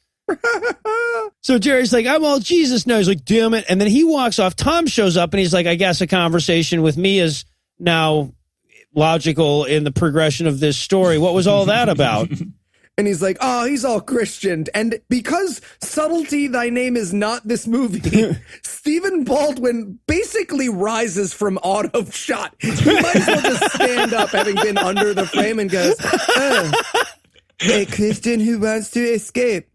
How strange. Funny how the Lord provides. See, it's supposed to be that his character is getting messages from God, but I feel like they were like just writing around the fact that Stephen Baldwin just kept sarcastically dissecting the stilted screenwriting. Like that's what happens. He just wandered onto the scene and he's just like, oh, now all of a sudden there's a Christian that wants to escape. How unexpected. And he walks off and like, we're going to have to make that part of his character. Like he's read the plot, but from God or something. But they're going to escape now because now he has a Christian in the form of Jerry, so it counts and he's allowed to escape. Right. And we find out that Tom's got a little door unlocker, like a blip blip thing for your car. He's got one of those. Yeah, which he's going to use to escape now. And something occurred to me, okay, because this movie is so goddamn slow. We've been in this movie for well over an hour. This movie is like supposed to open basically with a prison break, and we're still in the fucking prison. And I realized, oh my God, they spent all their money on that Porsche, and they had to film the rest of this movie in Stephen Baldwin's basement, which is why the graffiti is biblical. It all makes sense now. Right. And Tom's like, well, I'm going to escape. And Stephen Baldwin's final words are, you need to look inside yourself. And I just wrote, a hand mirror helps with that kind of stuff, Tom, if you need. Yeah. And I had that. It's much easier for him to do that since of all that broken glass that was pressed into his orifices earlier. That's made it way, way easier to look inside yourself. See? Compliment sandwich. And now, finally, at length, it's time for the goddamn breakout. Now, I should point out, we've spent over an hour of this movie setting up this breakout. The plan here was run away, Yeah. He gets a magic clicker, which opens each of the cell doors. Like, this clicker opens everything. It's like the swipey thing we saw earlier, which unlocked everything. This clicker, I don't know if it only opens the doors that you're near or the doors you're pointing at, or whether one click opens every door in the entire prison. Because as they escape, they only need to click it at the 2 cell doors and the last door out. Every other door in this prison is just unlocked. Why bother? Why bother? They're locked in cells. It's fine. We don't need to lock any of the other doors. We work on a trust Worked system really here. well with the Porsche. Yeah, exactly. Also, as they leave, it's very important. Stephen Baldwin says to Jerry, he's like, whatever you do, pick up the hitchhiker. Yeah. And Jerry reacts to that as if Stephen Baldwin just asked him to grab a carton of milk while he's at the store. He's just totally not like, you're right, check, hitchhiker, got it. Anything else while I'm out? It's so relaxed about it. It's ridiculous. And we need to point this out, that this means that because they've just got the clicker thing, this means that the fact that David R. White and Jerry are also being broken out means nothing, right? We thought it was because of their hacker driver skills, but he's just got a clicker, so fuck yourself. They were in the movie, why not take them? Yeah. Well, and again, it would have made so much sense that he'd need the getaway driver and the hacker guy. So, like, it seemed like we had set this up for a reason, but no, it's just that those two happened to be the guys that were next to him when he broke out. And I just want to point out one other thing about this escape, because it makes me so mad. Negan jumps out, chokeholds a guard, right? He grabs a guard, he chokeholds him, and he drags him off screen. Now, in any good movie, when you drag someone off screen, you reemerge in their clothes. Yes, exactly, in their clothes. Nope, just comes out in his jumpsuit. I was so mad. Almost as bad as the decision to go split screen at this point. Oh, God, this wound me up no end. It actually makes the escape less easy to understand where they're going. It's everything starts on split screen. And it's like watching an episode of 24, except each plot point takes the entire 24 hours to happen. Yeah, right. Well, and these split screens are so stupid. Like, one half is showing them coming towards and the other is away. You can practically see the cameras from the other shot in the split screen. So, again, their plan was, click the thing, go through the thing, find a car, and break into it and go away, which is how this proceeds. They walk out to the parking lot, too, and there's like 5 cars there, and they take the slowest looking one. It's like a family station wagon right next to a jet black car that looks a pretty decent kind of saloon kind of car, and jet black so you could easily hide at night. But no, take the bright white, totally fucking square family station wagon. That's the one to go for. Oh, and there's this amazing moment where we see David R. White break the car window. Yes. And it's so he wheels back, and then there's a shot of very clear inset of like a black guy's hand smashing sugar glass, which means that there is cut footage somewhere that someone could find and send me of David R. White tapping his knuckles against the car window, shitting himself, screaming, and falling asleep. I need to. So now it's time for another exciting straight chase with the same 2 cop cars before that apparently can't make left turns and whatnot. Can't do any left turns. They could keep pace with a Porsche 911, but they're now chasing this family station wagon and have trouble keeping up with it. It's incredible. How quick is this car? Unbelievable. But again, because they can't even like do a sharp turn with these cars because they borrowed them from someone's dad who owns a dealership, the way they get out is, oh, hey, look, a hitchhiker. Yeah. I don't even understand how we get to the hitchhiker, because they're driving and then there's like a weird transition where they mix the scenes. And the cop car was right behind them at the first scene. And now in the second kind of scene, there's a bit of the mix. They stop for the hitchhiker and there's like 40 seconds go by before the cops. And I thought, like, have the cops just given up? Is that what it, because now they can pull over and the cops are going to ram right in the back of them. Where the fuck have these cops gone? Yeah, right. No, exactly. You've already escaped, guys. They pick up the hitchhiker and they're like, fuck, the cops are going to come by and see us. But the cops drive by and they can't see him at all because the hitchhiker has Jesus powers. Is that what it was? Jesus powers? Because he's dressed in a long, like, brown robe. He looks exactly like Obi-Wan. And now he just mind tricks the police. So I thought, these are not the shit actors you're looking for. And then the cop goes straight past. And now the Ginsu knife salesman says you can even cut a film with it. And suddenly we're at a table in a house holding our necks, shopping online for a fucking neck brace and calling a personal injury lawyer. Okay, we have to point out, there are, at the point here, there were about 33 minutes left in this hour and 45-minute movie, and the rest of this movie happens like an Italian run-through of a high school play, just like just giant swaths of explanation cut out with characters just running in and being like, "Oh my gosh, I'm here, I have a microchip." Oh my god. Yeah.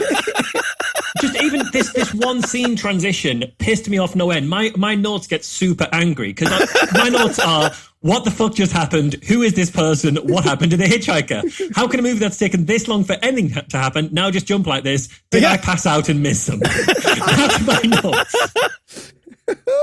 It's so good. Oh my God, they're sitting around suddenly with this woman who wants to take him to Prodigal City. Where is that? Who is she? Fuck you. Fuck you. You got an hour and 15 minutes of Stephen Baldwin reading the walls of his basement. You should be happy. And now we cut to the van full of bad guys who couldn't more clearly be bad guys if the words were emblazoned on them like a political cartoon. It's so good. It is literally just the villains of this movie are like, well, we're also here. End of scene. And the villains.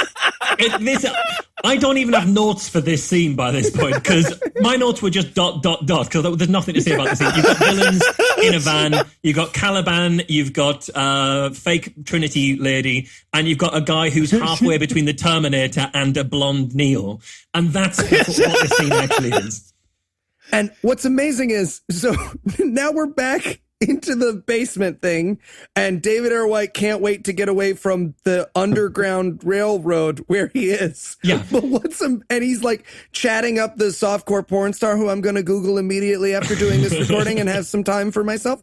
But he's chatting up this girl, and what's amazing is all of Marsh's notes, because he hasn't watched 97 of these movies, is just like, what is happening? Where am I? Help me. Yeah, I had, where is this place? Please tell us. David, Negan, anyone. What just happened? What is going on? Who is this girl? We have no clue. That's amazing. Yeah, and apparently this movie is a love story about David Ayer White and this girl that we haven't even given a name yet, because now we're going to spend a good 15 minutes with the two of them flirting. But it's, oh man, does she kill a boner? She's like, my name's Rahab. And he's like, Rahab, what kind of name is that? And she's like, well, I used to call myself Cinnamon, Sunshine, because I used to be a prostitute. Yeah, and when she was a prostitute, she used to go by names that made her sound like a breakfast cereal. You know, Cinnamon Sunshine. At one other point, she was called Golden Wheat Flakes. And for a while, I'm pretty sure for a while, she was a goth dominatrix called Countess Chocula. I hope she was. I really hope she was. Right. And to David's credit, he reacts to a prostitute the way I do, which is like, oh, awesome. That is great. I need to hit an ATM. So many 20s. I'm so sorry. I would have gone to the bank, but and she's like, no. I'm into Jesus now. Yeah. No, you'd have to marry me to fuck. He's like, oh, never mind. Yeah, and David Ayer White reacts to the idea of getting married the same way I used to. And then he kind of laughs and goes like, what, seriously? Oh, man, it's such a construct, though, when you think, what is? Labels are so crazy. I'm 35. He's not here. Keep going. And now is the time on Sprockets when we fight, apparently. Oh, God. Because just out of fucking nowhere, now there's a fight going on. Right, I don't know why they're beating him up. They wanted Negan to break out of prison. He broke out of prison, and now they're beating him up for it. I don't know what's happening. Yeah, so, okay, just to fill you in a little bit, the wife has come. She just showed up all of a sudden at this basement that they were at, and she's like, hey, we need to talk. And he's like, yeah, they're probably going to wonder why you're in their basement. So he wanders out with her, and now we cut to them, and just out of fucking nowhere, without establishing this shot or this scene or anything, he's in a fight with the giant half Neo, half Terminator guy. who apparently fights also like the Terminator. They do the wall push Arnold Schwarzenegger fight. So he wins, right? And then Caliban, the bald guy, who's me now, basically, he goes up and he's supposed to be choking him to threaten him, but the actor is not holding his hand in a choking gesture. He looks like he's doing like the five-hearted palm exploding heart attack on his neck. Like there was obviously clearly a moment where he was like, I don't know, choke you. And Negan was like, don't fucking touch me. And he's like, oh, sorry. Also, bald guy, torture dude, the white makeup that they have for him stops right at his fucking chin because his neck it's incredible. is normal. It's amazing. It's so good. I'm a head albino. Yeah, exactly. I love this scene too, because again, this movie has no idea what's going on in itself. First, we spend 15 minutes with the fucking Caliban telling the other guy, oh no, this bad guy is one of those mutantly genetically modified freak characters that we're going to introduce into this movie at this moment and will never come back. We're going to spend up all this time explaining to you why this guy would be a really tough guy to fight if you should have to fight him in Act 3. Don't worry, you won't. Yeah, no, it's incredible. It's so ridiculous.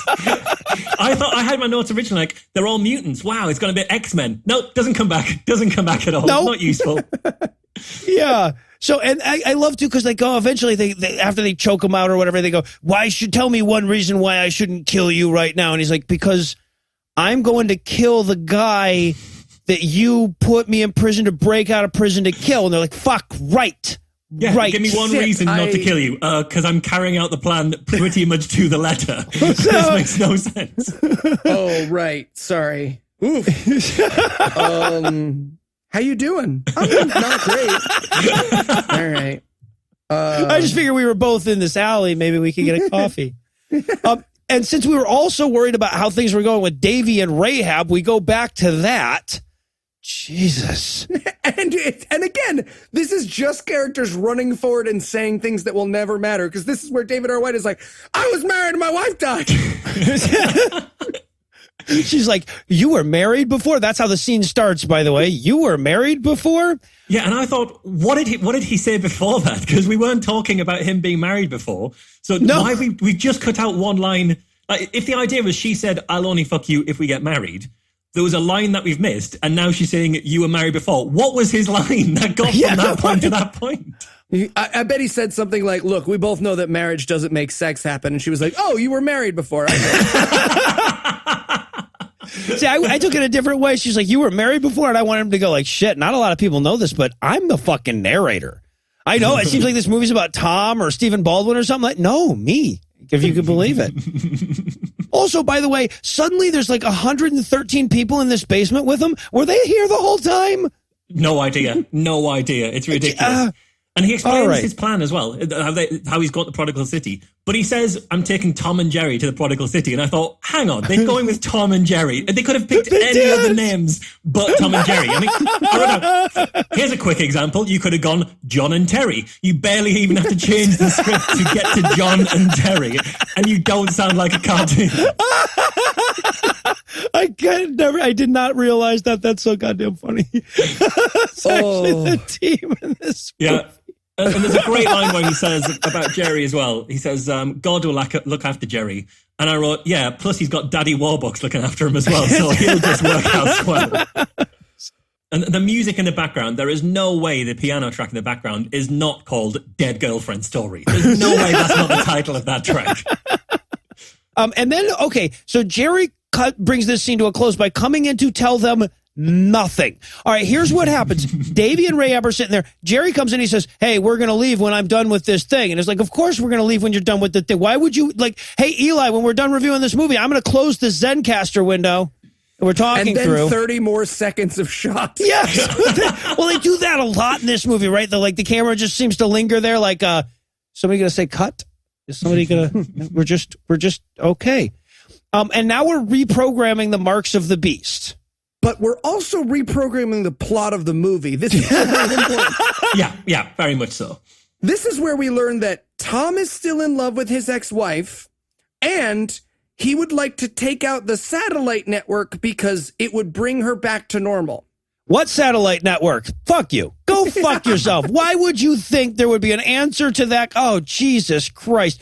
The other thing, one of my absolute pet hates in any film is when someone's operating a computer and it needs to make loads of sound effects. Like whenever we sort of type on a laptop, obviously right now I'm using a computer, so it's making a whole lot of beep and whirs. And as they're reprogramming these fucking chips, you hear the sound of a ZX Spectrum loading. It's like... And I thought either that's the noise of reprogramming the chips, or like Tom just got bored and he's playing Manic Miner while he's waiting or something. It's just incredible. Oh, Jesus. So, yeah, and then all of a sudden, out of fucking nowhere, he's like, yeah, but the chips also, they change your personality from the satellites. And Tom's like, well, what if we took out all the satellites? And he's like, well, that would be a completely different plot for a different movie, I would think. That would be almost like part 2, wouldn't it, at this point? You're looking at the time and there's like 20 minutes left. You're not going to take out the satellites in 20 minutes. Come on, be realistic. Let's just kill Cohen and get it over with. Maybe we could bring it to a close that way. Also, we need one more scene with Rahab or she wouldn't blow the director, so we get that. And then we head to the swamp. Yep. Here. Lake thing. swamp. They're escaping via airboat. And the hitchhiker is here again. He's back. and now they're all in robes. They're all in Jedi outfits too. But What? nobody refers to the hitchhiker. It's like, can only I see him? What is going on here? Am I the only one? Why don't... And the hitchhiker just slowly, silently points to the boat that's going to let them across the river, like he's the fucking Grim Reaper. And at this point, I had a fan theory that this river was the River Styx, and they all died in that car accident way back when they were in a police chase. And that's what's going on. They're now being pointed across the river by the Grim Reaper. It's the only thing that makes sense. Yeah, no, it certainly makes more sense than what they were going for. So yeah, they're getting on the boat to go escape or whatever. But now we have to go back to the hidey hole basement with all the Christians where Rahab was, so the bad guys can come in and murder all of them. But which I think they don't need to murder them, because if you cut around this Christian bunker, there is no chance these people are not about to mass suicide. You look at them; they are one. They're pouring the Kool-Aid out as the bad guys come in and shoot them all. And I want to point out that at this point, Rahab gets killed. So this character that we just spent 15 minutes with, setting up as the love interest for David A.R. White, just gets killed in the next scene. We're done with her now.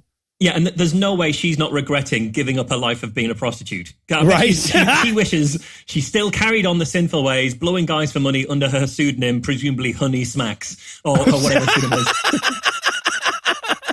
Lucky Charms. You have a lot of cereal-based prostitute names. Well done. Well, I'll point out, that's not even a cereal in the UK. I had to Google American cereals just to get that joke. Dedication, goddammit. Think about how weird our collective Google history is. Anyway, I got bookmarks. I don't Google. So luckily, the good guys are fine, and they're motorboating away, but not in a boobs kind of way. They're going upriver to get to Prodigal City. But Tom just can't help but thinking about downing all those satellites from the last scene. And we literally watch him hijack the plot. Like, literally hijack the plot. He does. The movie is headed towards its plot, and Tom's like, nope, the movie's about something different now. I hope that happened live, and they decided to just roll with it. The actor just started deciding this one's about satellites, and I hope somewhere he gets a writing credit for actually rechanging the plot of this film. Oh, it's so infuriating. Right. Okay, but before we get to him literally hijacking the boat that is taking the plot to the next plot point and going back to where it came from, we have to talk about the quantum conversation they have here. Oh, God. This is amazing. This is every episode of Be Reasonable, but set on a boat.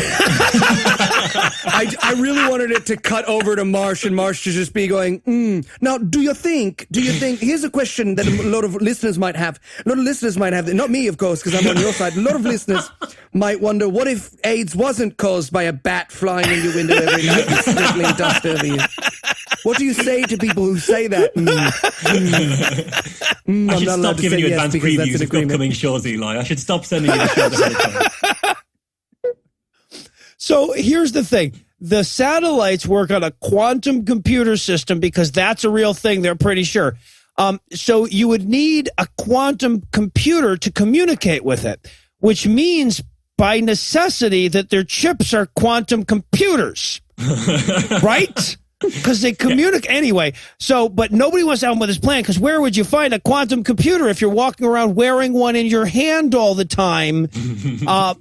And I love to, okay, because David A.R. White and Jerry are saying, oh, here's a practical reason why that wouldn't work. Here's a practical reason that wouldn't work. And the hitchhiker guy that's taking him down the boat just says, no, that kind of fucks up our Jesus story, so no, that won't work. That's not even the hitchhiker. That's just the guy who drives the boat. This is just a random guy we've never seen who still interjects in the plot to tell them that their plan won't work. It's incredible. Jesus Christ. And at this point, he says as well, your beliefs are irrelevant to facts. And I wrote, yeah, this movie is saying this Christian movie is saying your beliefs are irrelevant to facts. Unfucking real. Also, this is where he admits to the other guys that he was an assassin hired to kill Elijah Cohen. He has nothing to gain by freely offering this information up. Nope. Well, he's killing that plot, so he should let them know before he snaps its neck. The thing is, throws it over the side of the boat. This random motorboat driver as well, who we've never seen before, who seems to know a weird amount about their plan, even though he's never met these guys before. He's suddenly very relaxed about finding out that he's sat right next to an assassin. He's very, very chill about that. And it comes back to bite him when he immediately gets assassinated. The guy throws him out. But we're coming up to one of my favorite moments of the movie. We're coming up to one of my favorite moments of the movie. All right, so they head back. The bad guy van is still out hunting for him. And genetically modified blonde bad guy is sniffing them out. Yep. And there's an incredible moment as well. It made me genuinely laugh out loud, where the bad guy is saying, yeah, they took a boat. We're going to need to get a boat. And then he immediately goes, wait, they're here. It's just that transition. It's just it comes so close together. It's amazing. I cried with laughter. Because it truly is. We're going to need a boat. Nope, never mind. Fuck it. I wasn't smelling far enough into the future just then.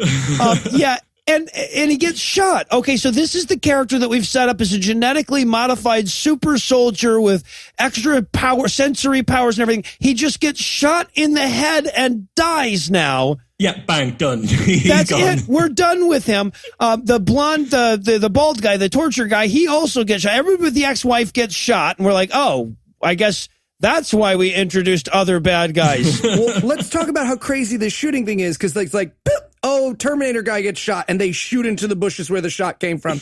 And then bald guy gets shot, and they shoot into the bushes where the shooting came from. And then he walks out, and he's just got David R. White in front of him. For some reason, the bullets didn't kill them in the bushes because David R. White was standing in front of me. Yeah, and why is he holding David in front of him when his ex-wife is trying to shoot them? She doesn't give a fuck about that guy. If she wants them dead, she'll kill him. She does not care at all. Right. Oh, God, it's incredible. Well, and they have the moment, too, like with him and the ex-wife, where she's like, you won't kill me. And she's like, you won't kill me. No, you. And so she starts to do the slow squeeze, the movie slow trigger squeeze. Yeah, and at this point, David R. White teleports over to her to stop, because they are miles away from each other, but he somehow diverts a gun in the time it takes her to pull the trigger. It's just like, boom, he just zaps in. It's amazing. Yeah, he uses the I'll grab your gun arm technique and takes the gun. Now, he's about to shoot her, but Tom is like, no, you can't shoot my ex-wife or I'll shoot you. And he's like, oh, God damn it. And then they drop. What's this movie about? I don't know. There's like 18 minutes left. There's no reason to take her. None. No, and they almost, because we head over to Evilplex here, they almost give them a reason why she's part of it, because like she's going to try to break them in. But like they get to the guard and he's like, well, yeah, you can go in, but they're not cleared. And then so just Tom pulls out a gun and says, now we can go in. And he's like, yeah, okay, you can go in. Like, then I guess you didn't need her. Yeah, waste of time, complete waste of time. We have to talk about the guard, though, because the guard has the mark on his forehead. Oh, yes, yeah. He's the first only one we've seen. Yeah, exactly. And I want to think that he got the mark before all of his friends. And then he saw his friends and he's like, oh, guys, you went for the hand. We said we were going to get the hand. We said we were going to get the head. I look like a dick now. I've got the head. Why didn't you tell me? And I don't even know how he scans his head. Because Well, you can put your hand under like a barcode scanner. Is he bending down? Do they have special a separate scanner at like 6 foot high for him to sort of like walk up? It's all hugely impractical. You want a standardized system. God damn it. Yeah, so they go into the main computer brain hacking data room thing. And this is where we meet Disappearing Computer Guy. Okay. Disappearing Computer Guy is very clearly looking at porn when they walk in. Yes. Because they walk in and he shuts the monitor down and like takes a zip disk out and tears it into pieces. He's like, "Hey guys, what's up? Hey? Why are hey, you? Hey. Hey, what's Crazy. I got a cold. Wait, Need you're not tissues." supposed to. So yeah, and they say patch us on into the satellite uplink, and he's like, "That's impossible. Those words don't even make sense." And they're like, "I have a gun," and he's like, "Now they make sense." But he takes him over to the satellite uplink. He's like, "I need the hacking numbers." And he's like, 6. Okay. Just put in your password. And he's like, "Okay, I won't have to move my hand around the keyboard for that at all, will I?" He's just hacking. Honestly, the guy might hold his hands like an inch or two above the keyboard and be like, clickety, click, click, click, click. Clickety, click, click. There's a point in a little bit where Jerry, we see him from the side, and Jerry at this point is worth pointing out is redder than ever. This is starting to get weird, and nobody notices it. No one seems to care that Jerry just keeps stopping off on this plot to try and bring down the New World Order just to dye his hair a bit more because he's worried that his roots are coming through. But we see him from the side, and he's very clearly just hitting the same 6 keys on the middle line. That's all he's doing. It's like F, K, DJ, FK, DJ, H. No, that wasn't it. I'll try a different combination of those same keys. Luckily, they keep quantum computers on a home row system. Yeah. And we also have to explore the why the fuck are we doing this moment of the movie where he has to explain to his wife that the reason he's doing this is so that the satellite can get shut down and her chip will stop making her not love him anymore and they'll be happy together again. Right, and she lashes out at him like they're having a fight. Yeah, middle of a hacking thing, the big finale. We need a couple fight. I never loved you, and he's like, "Don't do this, not in front of Jerry. Don't lash out."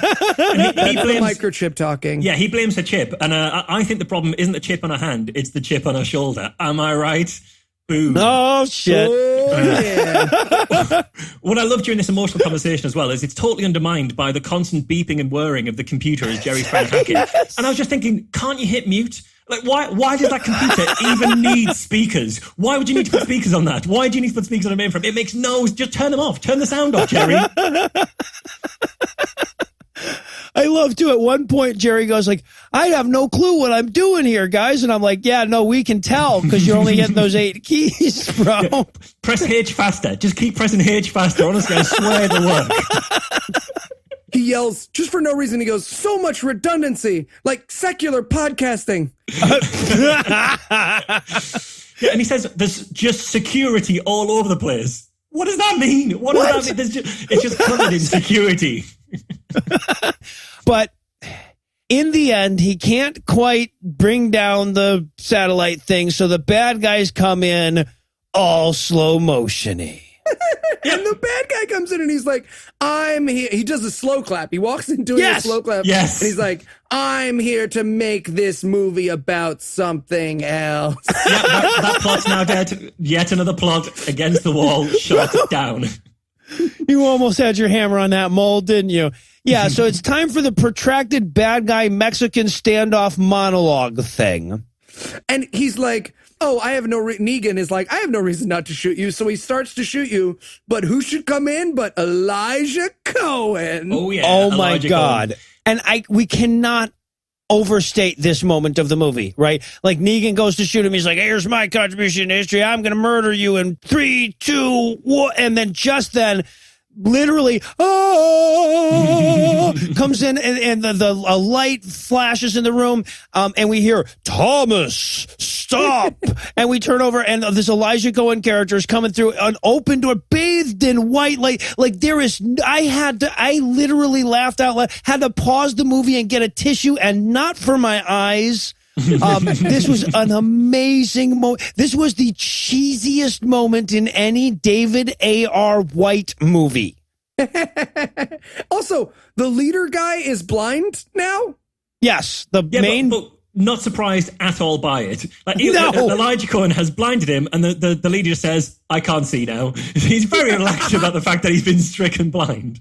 Yeah. And so Elijah turns to Tom and he says, even though everyone said your plan was doomed to fail, you kept trying anyway. That makes you Jesus-y enough. Let's go. Yeah, What? let's just go. Let's just leave all the satellites up, leave everybody else we're not worshipping gonna the hack Antichrist. this- Let's just leave. I don't... The wife gone, never in this movie again. Nope. Yeah, we will see her at the Well, yeah, we're not... Spoiler. So, okay, so we cut to Prodigal City, which is apparently 1880s town in South Dakota. Yeah, it's basically a lumberjack yard by the looks of things. They're all wearing sort of the checky shirts. They're cutting wood. It's all time. Yeah. Yeah.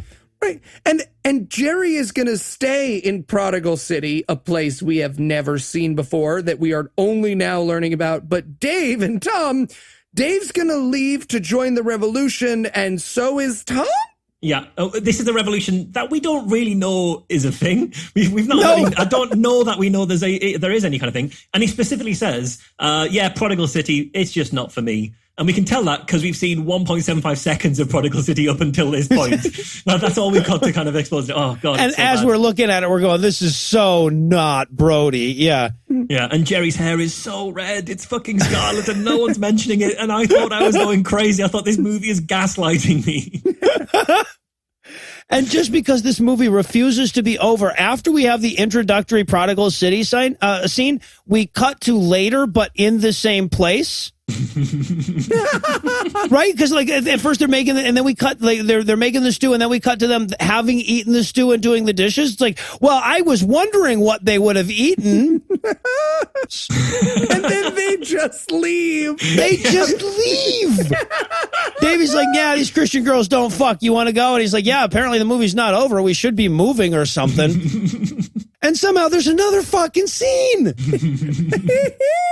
There's several. There's you guys had already done the notes. You had already watched the movie and shit. So as I'm going through this, I keep scrolling down and going, he's got more scenes. What the fuck is going on here?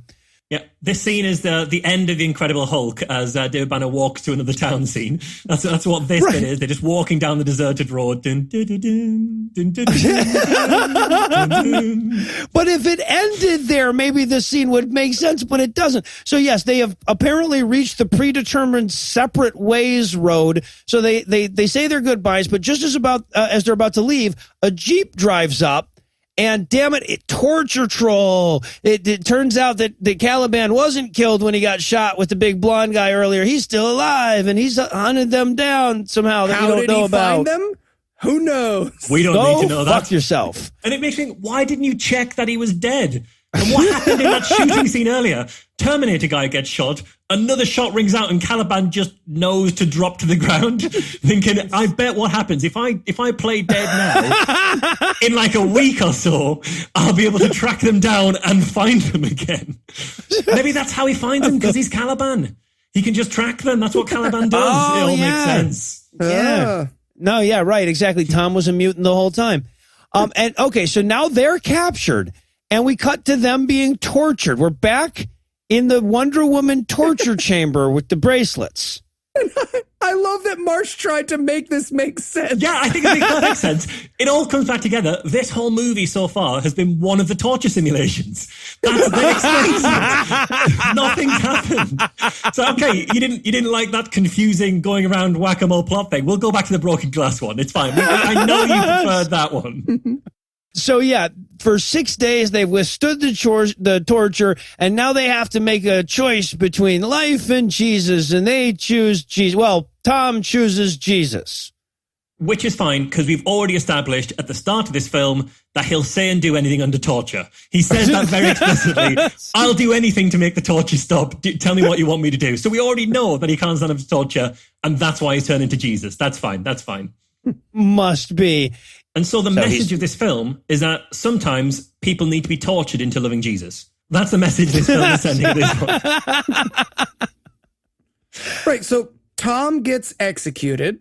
Yeah, he gets beheaded. He can see heaven opening and Jesus, hooray, beheading. And his ex-wife came to his execution like a school play. Yeah, sin never comes to my executions, and that's still not it. No.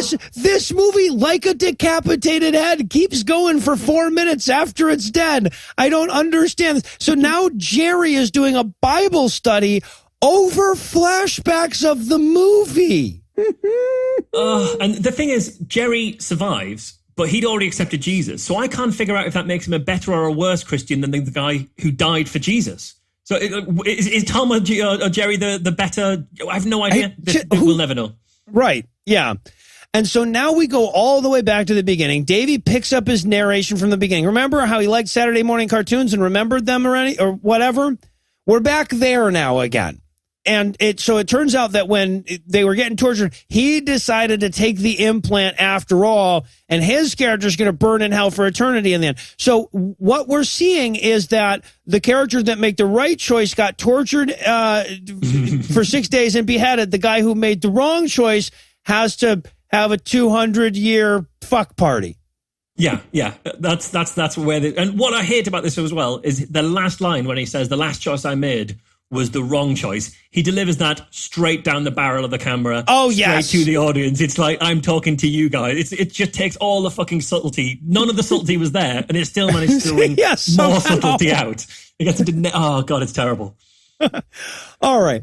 Well, we've gone a little long here, so we got to wrap up quick. So to close things off tonight, I simply ask you this.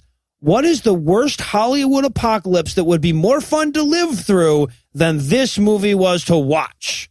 I'm going to go with the one from This Is the End, because Aziz Ansari is dead, and that's a good world. The world where Aziz Ansari is dead, it's a good one. See, I'm not convinced there is an apocalypse that isn't worse than this. I think this, sitting through this film, I think was the apocalypse. I was 90% sure I'd been put into one of those simulated torture machines. That's what I think happened to me in this film. I'm going to wake up, or at any second, my whole reality is going to switch back to me having broken glass shoved into my orifices, and I'm going to think, thank Christ that happened. Thank God for that. At least now I can be beheaded. All right, before we let you go, Marsh, if our listeners have decided that a couple hours with you just isn't enough, where can they go for more Marsh? Oh, you can find me all over the place. I'm Mr. M. Marsh on Twitter, or you can find Be Reasonable to hear me being the complete opposite of how I've been for the last however long on this show. Or Skeptics with a K is my other podcast. So yeah, and come to QED as I mentioned at the start. Awesome. And of course, we'll have that all linked in the show notes, including information on QED. Marsh, thanks so much for suffering alongside us once again. It was an absolute pleasure, guys. And well, that does it for our review of Six the Mark Unleashed. That's not going to do it for the episode just yet, because we still need to tighten your titties for next week. So Eli, tell us, what's on deck? Believe. At least this one's in color. Yeah, it's a heartwarming tale of a coal mining plant owner who shuts, but the Jesus and a magical black kid. Magic black child looks real bad. Yeah, real bad. Christmas magic. Yeah, it's apparently the whole thing is the town's effort to save the Christian pageant despite all the poverty. Yeah. All right. So with that to look forward to, we're going to bring episode 97 to a merciful close.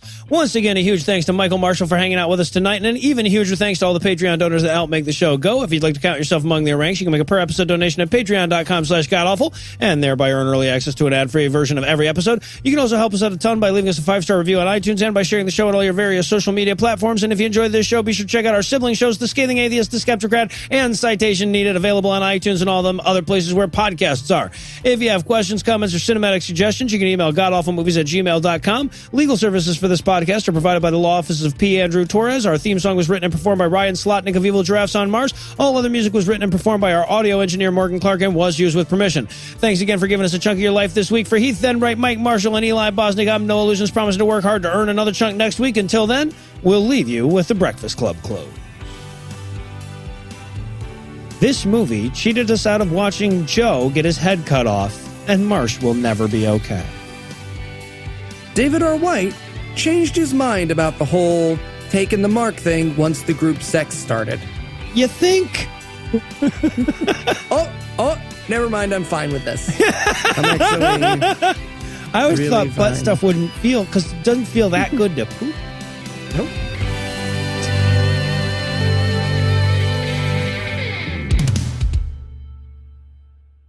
The preceding podcast was a production of Puzzle and a Thunderstorm LLC, copyright 2017, all rights reserved.